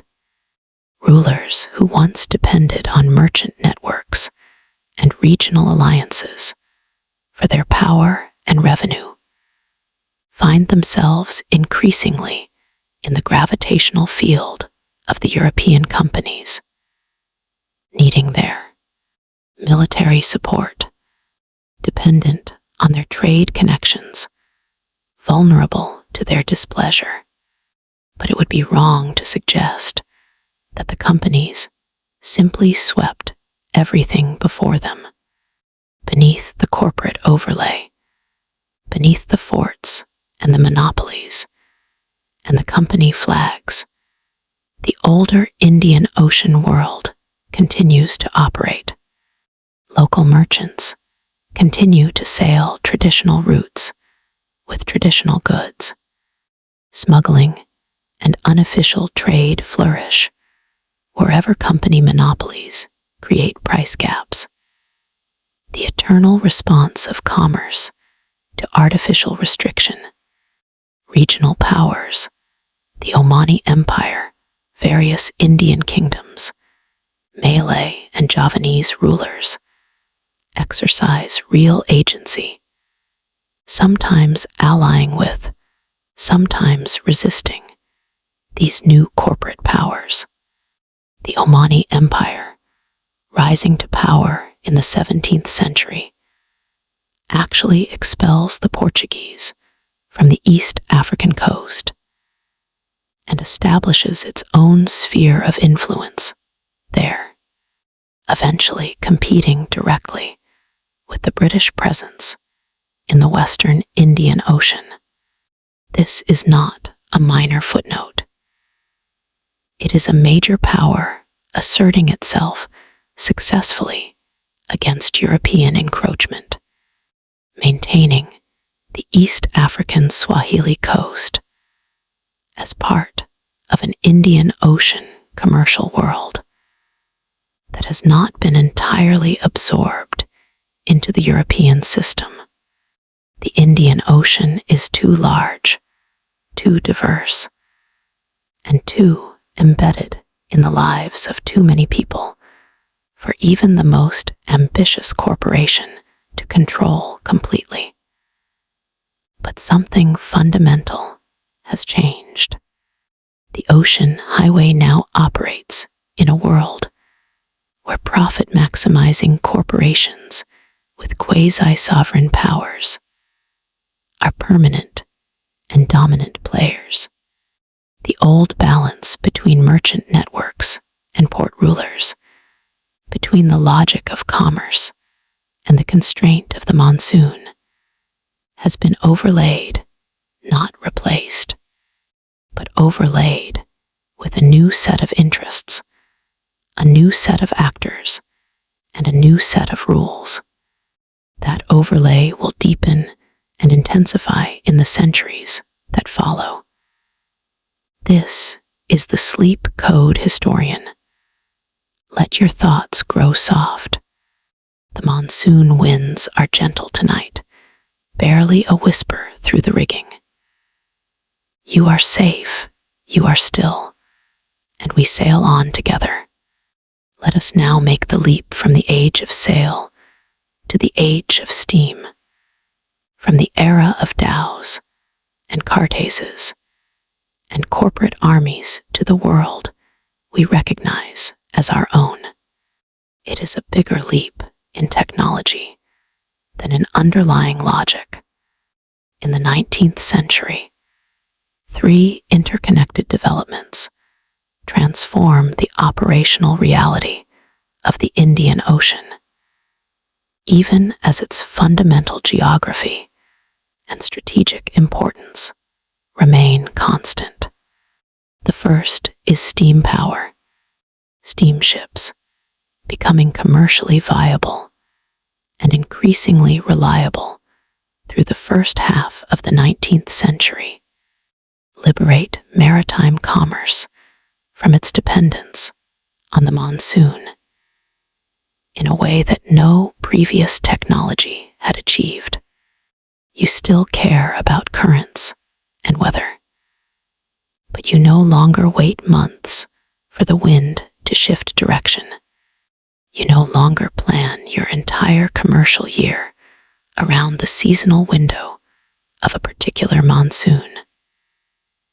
You can, within the constraints of fuel supply and mechanical reliability, go when you need to go. This seems like a liberation, but it is also a transformation of the ocean's social character. The monsoon had enforced community. It had held merchants in port for months, creating the conditions for the cosmopolitan neighborhoods and hybrid cultures we have been describing. Steam schedules replace those enforced pauses with brisk transits. Ships arrive, discharge, and load cargo, and leave on a timetable set by headquarters in London or Amsterdam or Bombay, not by the sky above the harbor. The second transformation is the Suez Canal, opened in 1869. Before the canal, ships traveling from Europe to the Indian Ocean had two options: go around the Cape of Good Hope at the southern tip of Africa, adding thousands of kilometers and weeks of sailing time, or find some way to transship goods across the narrow land bridge of Egypt. The canal eliminates that detour, cutting the voyage between London and Bombay from perhaps 6 weeks around the Cape to less than 3 weeks through the canal. This is not only a commercial convenience, it is a strategic revolution. It brings the Indian Ocean much closer in time and in logistical terms to Europe, and it changes who controls the gateway to the ocean.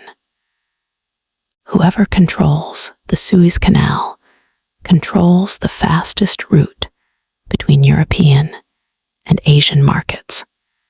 The British, who already have strong interests in India and in the trade routes of the Indian Ocean, understand this immediately. The acquisition of Egypt, first as a financial dependency, then as a de facto British protectorate, follows directly from the strategic logic of the canal. The third transformation is the telegraph cable. By the 1860s and 1870s, submarine telegraph cables are being laid along the same routes that ships travel through the Red Sea, across to India, and eventually extending to Southeast Asia, East Africa, and Australia. Information that once traveled at the speed of the fastest ship can now move at the speed of an electrical signal. A merchant in London can receive price information from Bombay within hours and give instructions in return before the day is out. A government in London can receive news of a crisis in India and dispatch orders faster than any sailing ship could have covered the distance. The Indian Ocean is being integrated into a global information network for the first time. For the British Empire, which by the mid-19th century controls India, a string of port cities and strategic bases around the Indian Ocean rim, and the key choke points at Aden, Gibraltar, and Singapore. These three technologies combine to create a dream of perfect imperial connectivity, a single administrative system linked by cable and steamship, governing the lives of hundreds of millions of people across 3 continents. The industrial demands of this new imperial economy set in motion new forms of human movement across the Indian Ocean. Movements that echo in altered form the merchant migrations and diaspora settlements of the Golden Age, as the abolition of slavery sweeps through the British Empire in the 1830s and through other European empires in subsequent decades. The plantation economies that had grown up in the tropical islands of the Indian Ocean and the Caribbean faced a crisis. The labor supply that their entire economic structure depended on had been formally declared free. The solution devised by colonial governments and plantation owners was a system of contracted labor. Workers recruited, often through agents who operated in conditions of deliberate obscurity, from the densely populated rural areas of India, and transported under contract to work in places they had never heard of, for wages that were often less than adequate and under conditions that sometimes differed very little from the slavery that had preceded them. Hundreds of thousands of people from India travel under this system to Mauritius, to Natal in South Africa, to Fiji, to the Caribbean, to the plantation economies of Malaya and Burma. They travel as a labor commodity, recruited by the needs of a colonial economy that has decided it can use them. These journeys remake the demographics of the Indian Ocean world in ways that are still visible today. South Africa has a substantial Indian origin population descended from laborers brought to Natal in the 19th century. Mauritius and Fiji have majority or near majority populations of Indian descent. The Tamil diaspora of Sri Lanka and Malaysia traces its modern form to the colonial labor recruitment of this era. These migrants carry their cultures with them, languages, religions, food traditions, musical forms, and they create new hybrid communities that, like the old Swahili merchants and the Gujarati traders before them, become their own thing over generations, distinct from their Indian origins, distinct from the local populations around them, shaped by the specific histories of the places where they landed. The Indian Ocean Highway, which had carried merchants and ideas and spices for 2,000 years, now carries contracted laborers from one corner of a colonial empire to another. The mechanism of movement has changed. The basic fact of the ocean as a corridor for human migration has not. In the 20th century, one commodity above all others redefines the Indian Ocean's strategic importance. Oil. The Persian Gulf, that northward arm of the Indian Ocean, enclosed between the Arabian Peninsula and the Iranian Plateau, sits above perhaps the largest accessible concentration of petroleum in the world. As the global economy transforms itself from coal to oil in the early 20th century, as automobiles and aircraft and naval vessels and industrial machinery all require petroleum to operate, the Gulf becomes the most economically critical piece of real estate on the planet, and the only way to move that oil to the markets that need it in Asia, in Europe, in the Americas, is by tanker. Across the Indian Ocean, the Strait of Hormuz at the Gulf's entrance, the Gulf of Aden and the Bab el-Mandeb at the mouth of the Red Sea.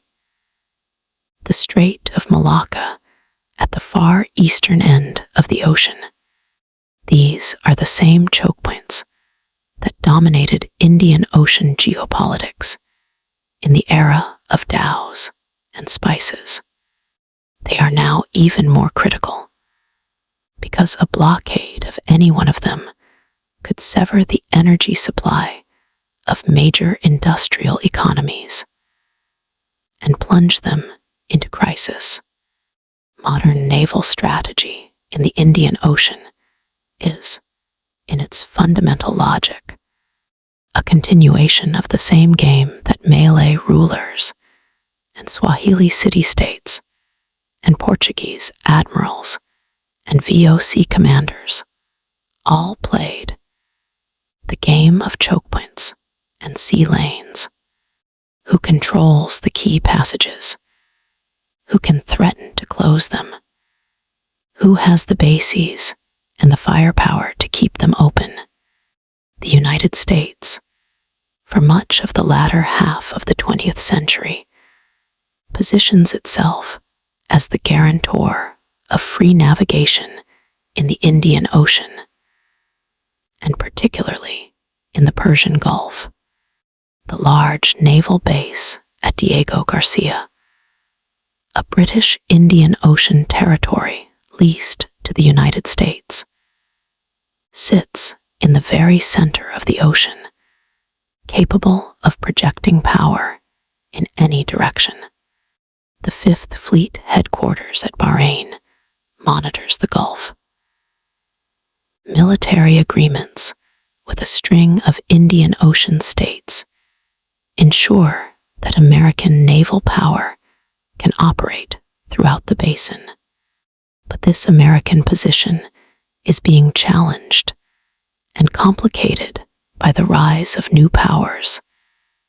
China, in particular, which is the world's largest importer of Persian Gulf oil, and whose maritime strategy is increasingly focused on securing the sea lanes that its energy security depends on. China's Belt and Road Initiative, its investments in port infrastructure in Sri Lanka, Pakistan, Djibouti, and Tanzania. These are, among other things, a strategic effort to ensure that Chinese interests in the Indian Ocean are not held hostage to American naval supremacy.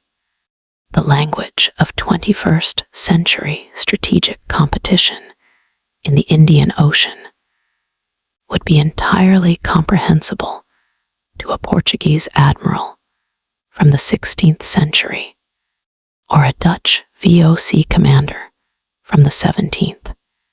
The cargo has changed. The logic has not.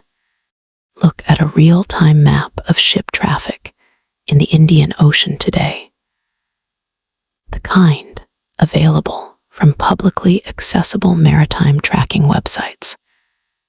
And the picture is astonishing.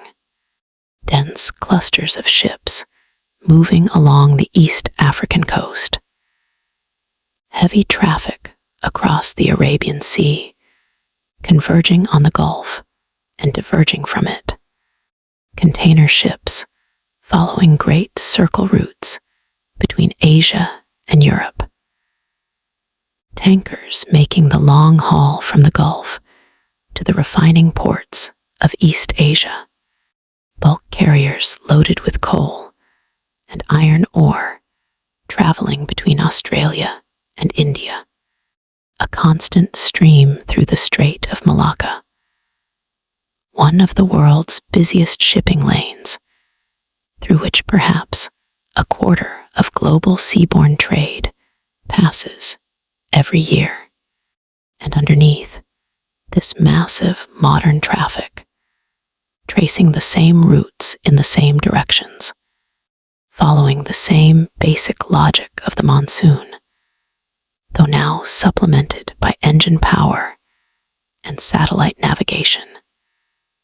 The the same fundamental geography that has shaped this ocean's history for 2,000 years. The Swahili coast, the Arabian Sea, the Malabar ports, the Strait of Malacca, the South China Sea at the far eastern end. These are not ancient curiosities.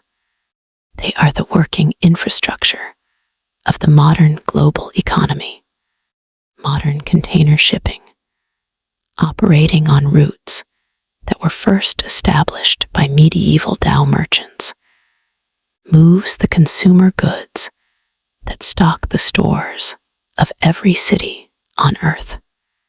The t-shirt you bought last week probably crossed the Indian Ocean at some point in its journey from raw cotton to retail shelf.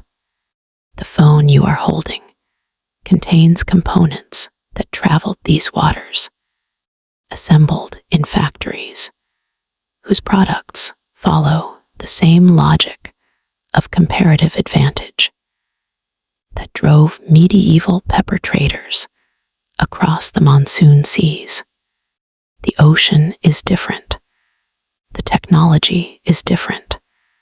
The scale is unimaginably larger, but the structure, the geography of routes and choke points, the logic of port cities and competitive governance, the interplay between merchant interests and state power, is recognizably continuous with everything we have been discussing. There is one more dimension of the Indian Ocean's modern significance worth pausing over before we conclude.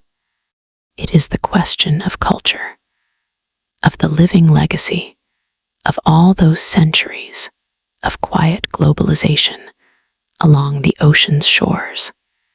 The Indian Ocean Rim is today one of the most culturally diverse and linguistically complex regions on Earth, and a significant part of that diversity is not simply the product of ancient isolation. Different peoples in different places, developing different ways of life without contact. It is, rather, the product of contact, of centuries of merchants and sailors and migrants and pilgrims mixing along these coasts, creating cultures that are hybrid in their deepest structures.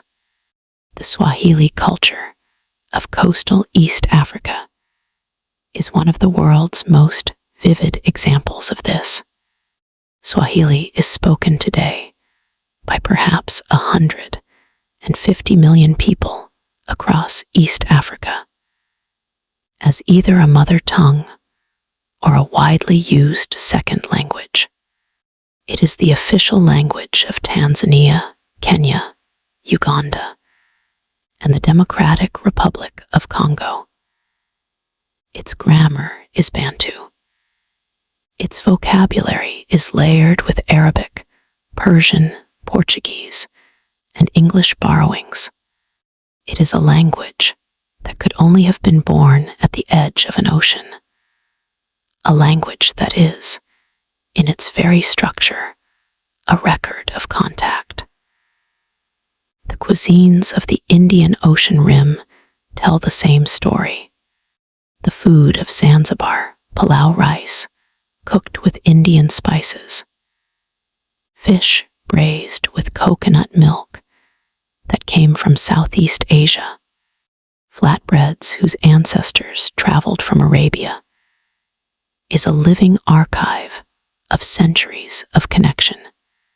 The food of coastal Kerala in India carries the fingerprints of Arab traders, Southeast Asian spice merchants, Chinese visitors, and later Portuguese and Dutch and English arrivals. The food of Penang in Malaysia is famously one of the world's great fusion cuisines. Chinese techniques, Indian spices, Malay ingredients, all combining in a city that was itself created as a trading post on an Indian Ocean trade route. The religions of the Indian Ocean Rim continue to trace the paths of ancient maritime networks. Islam in Indonesia, the world's largest Muslim-majority country, arrived by sea, carried by merchants from India and Arabia. The Sufi traditions that give Indonesian Islam much of its spiritual texture came from the same roots. The Hindu culture of Bali, an island in majority Muslim Indonesia, arrived via the maritime networks that connected India and Southeast Asia long before Islam. The Catholic Christianity of the Philippines came partly through Spanish colonialism, but earlier Christian influences had already arrived via Indian Ocean routes from India and the Middle East. In diaspora communities around the ocean, South Asians in East and South Africa, Arabs in India, Chinese in Southeast Asia, and all the complex mixtures that have developed from centuries of intermarriage and cultural exchange. The living legacy of the Indian Ocean Highway is most directly visible. These communities are the human embodiment of the ocean's history. They carry in their languages, their foods, their religious practices, their family structures, the accumulated record of all those monsoon crossings, all those seasons spent waiting in foreign ports, all those children born at the intersection of two worlds. The Indian Ocean Highway, in this sense, is not a historical artifact. It is not something that existed in the past and can now be safely filed in a museum.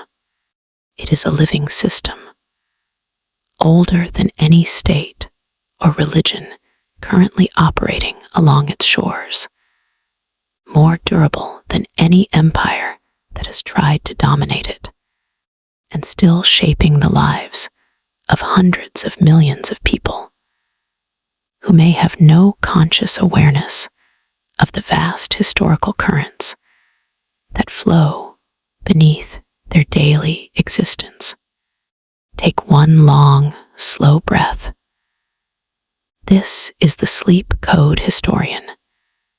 The ocean asks nothing of you tonight, only that you float, weightless and warm, as our story comes to an end and carries you forward. We have traveled a long way tonight, from stitched plank dhows, riding the northeast monsoon, toward the smell of East African frankincense, to Song Dynasty junks carrying porcelain to the markets of Java, to the great armada of Zheng, he passing through the Strait of Malacca in a display of power that the world had never seen before and would not see again for centuries.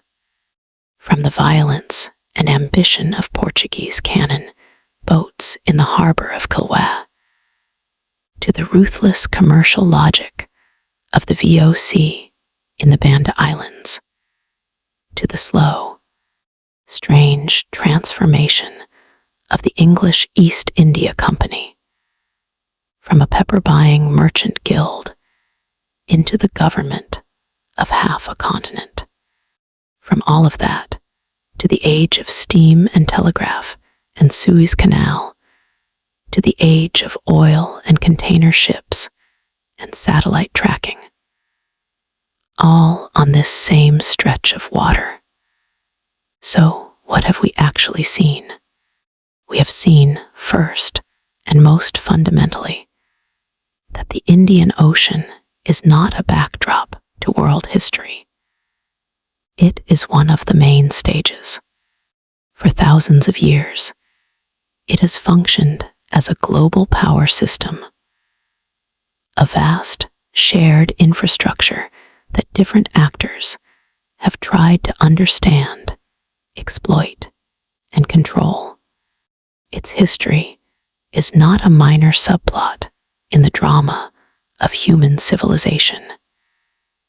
It is one of the major plots, the story of how half the world got connected, economically, culturally, intellectually, is largely the story of this ocean.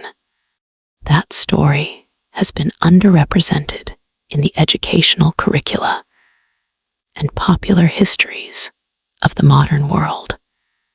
For understandable reasons, those curricula were largely designed by and for people whose historical identity was rooted in Europe and the Atlantic.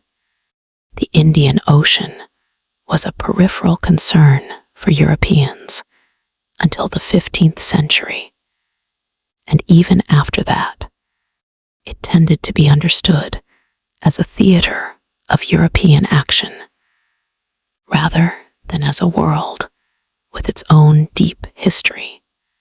Historians like Edward Alpers and Kenneth MacPherson have spent their careers arguing for a different understanding, for treating the Indian Ocean as a coherent historical unit with its own internal logic, its own cast of characters, its own patterns of power and culture.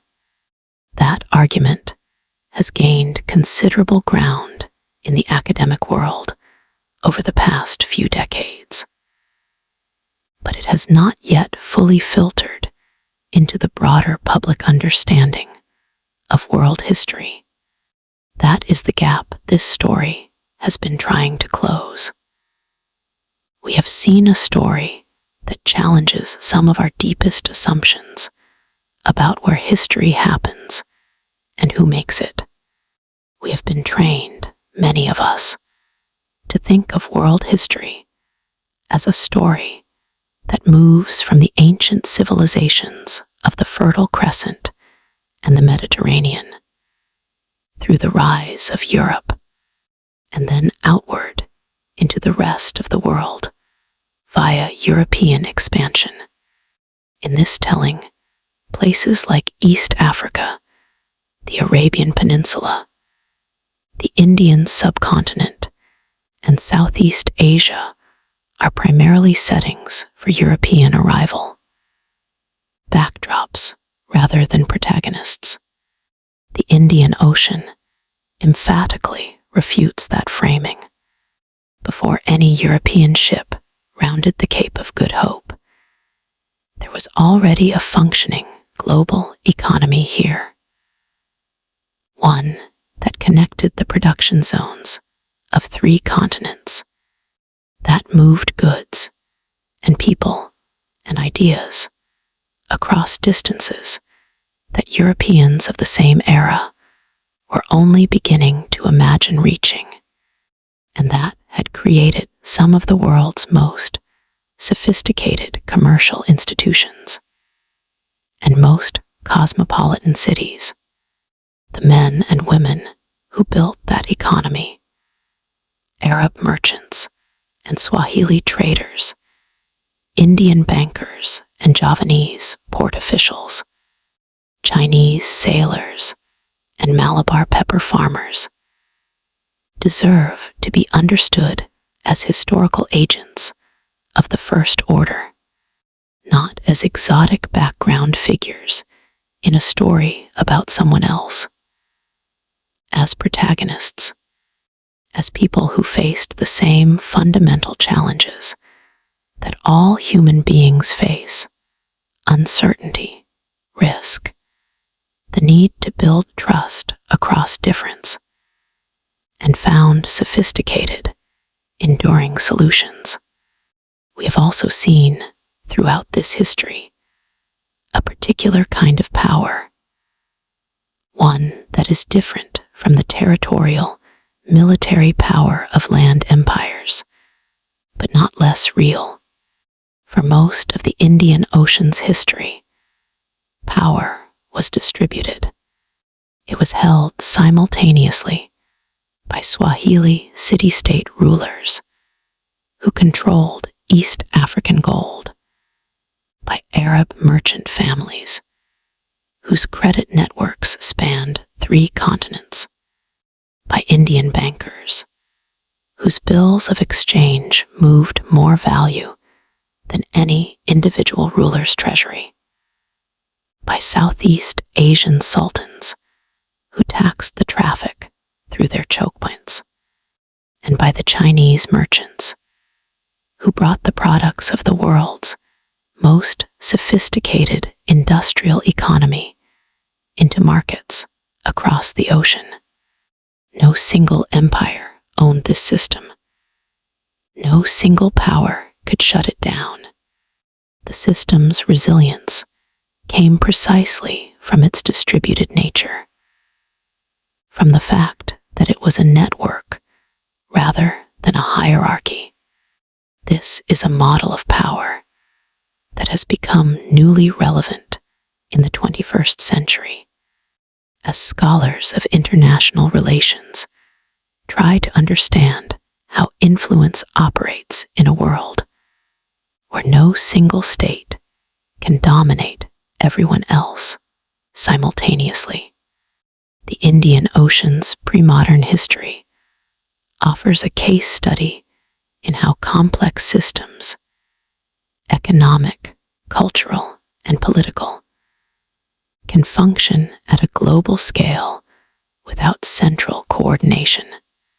We have seen, too, that the most successful participants in this system were not necessarily those with the most military force. The Portuguese had military force. They had the most technologically advanced naval cannon of their era. They had a strategy and the will to implement it. And yet, they never achieved the control they sought. The ocean was too large. Local knowledge was too valuable and too widely distributed. The existing networks were too resilient, too capable of rerouting around obstacles, and Portugal's own resources were too limited for sustained dominance over a system of this scale. The rulers and merchants who prospered most consistently over the long run of Indian Ocean history were those who made themselves useful to the network, who provided the services that merchants needed: security, reliable contract enforcement, warehouse facilities, information about markets, and a degree of predictability about the rules of the game. They skimmed the flows rather than trying to dam them. The lesson is not that military power is irrelevant in the Indian Ocean world. It clearly matters. The Portuguese prove that. But military power alone is insufficient for sustained dominance of a system this complex. It must be combined with the logistical, informational, and relational capabilities that allow a power to operate efficiently across vast distances over time. We have seen how this ocean became, long before that word existed, a medium of globalization. Religions moved along its routes, not as imperial projects, but as companions to commerce. Islam spread to East Africa, India, and Southeast Asia, not primarily through conquest, but through through the communities of Muslim merchants who settled in port cities, married locally, built mosques, and over generations made their faith indigenous to places far from Arabia. Buddhism traveled by sea to Sri Lanka and Southeast Asia. Hinduism shaped the cultures of Java and Bali in ways still visible today. Languages blended at ports of contact, creating new speech communities. Swahili, Malay, the various pidgins and creoles of coastal trading cities that were genuinely new, belonging fully to no single culture, but drawing from several. Foods traveled the ocean routes and transformed the cuisines of every region they reached.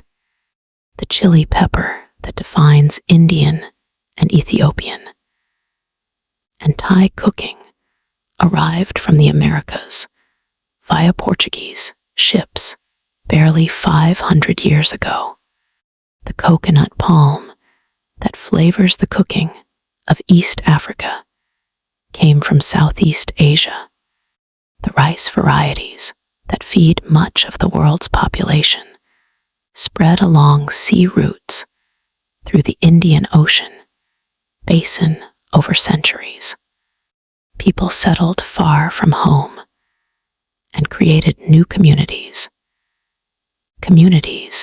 that maintained connections to distant origins while putting down roots in new soils, creating the extraordinary human diversity of port cities like Zanzibar and Calicut and Malacca that travelers described with wonder, and that archaeologists and anthropologists continue to study with fascination.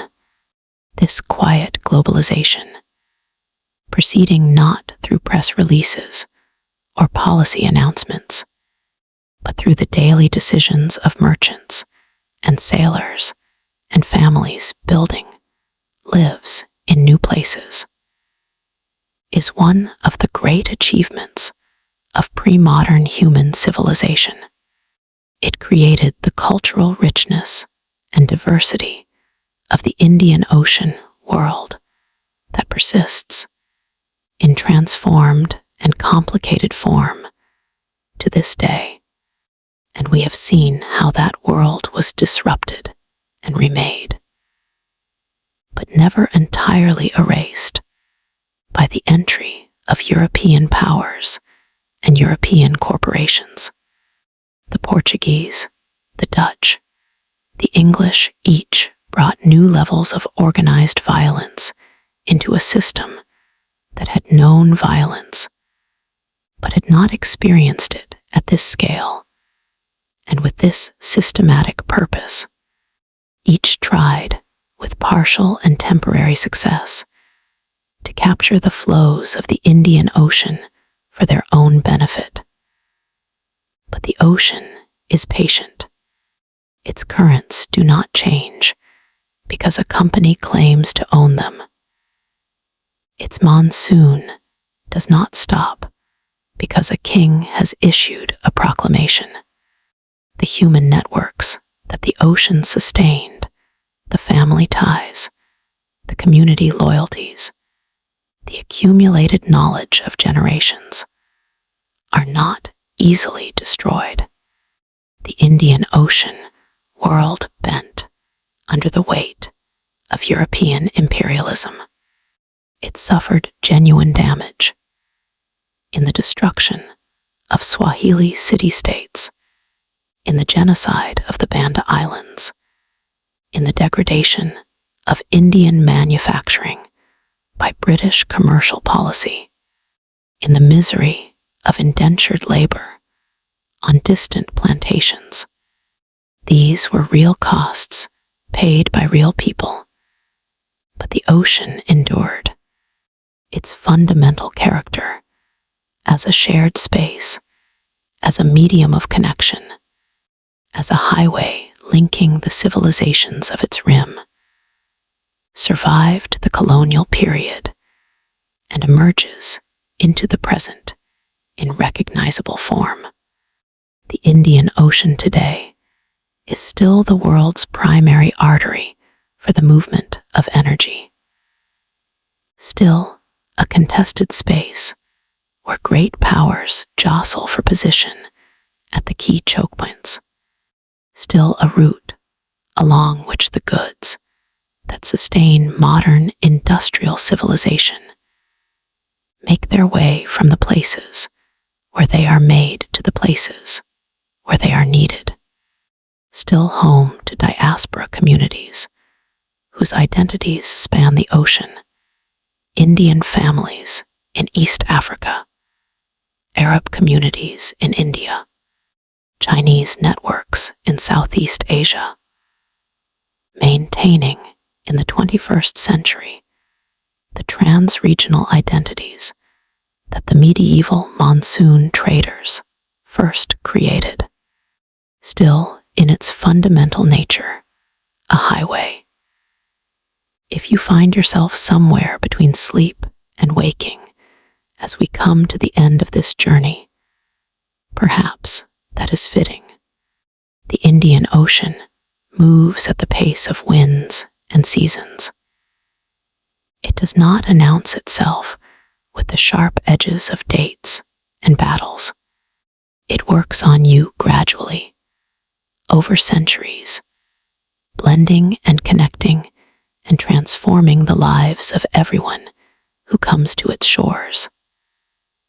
The merchants who timed their departures by the stars, the pilots who read the color of the water, the weavers who turned Indian cotton into the cloth that covered half the world, the port city children who grew up speaking 3 languages and belonged fully to all of them and none.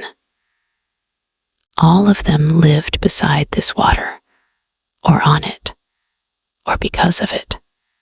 All of them were part of a system so large and so ancient that no single one of them could see its full extent, just as none of us, living inside the global economy of the present moment, can fully see the shape of the system that contains us.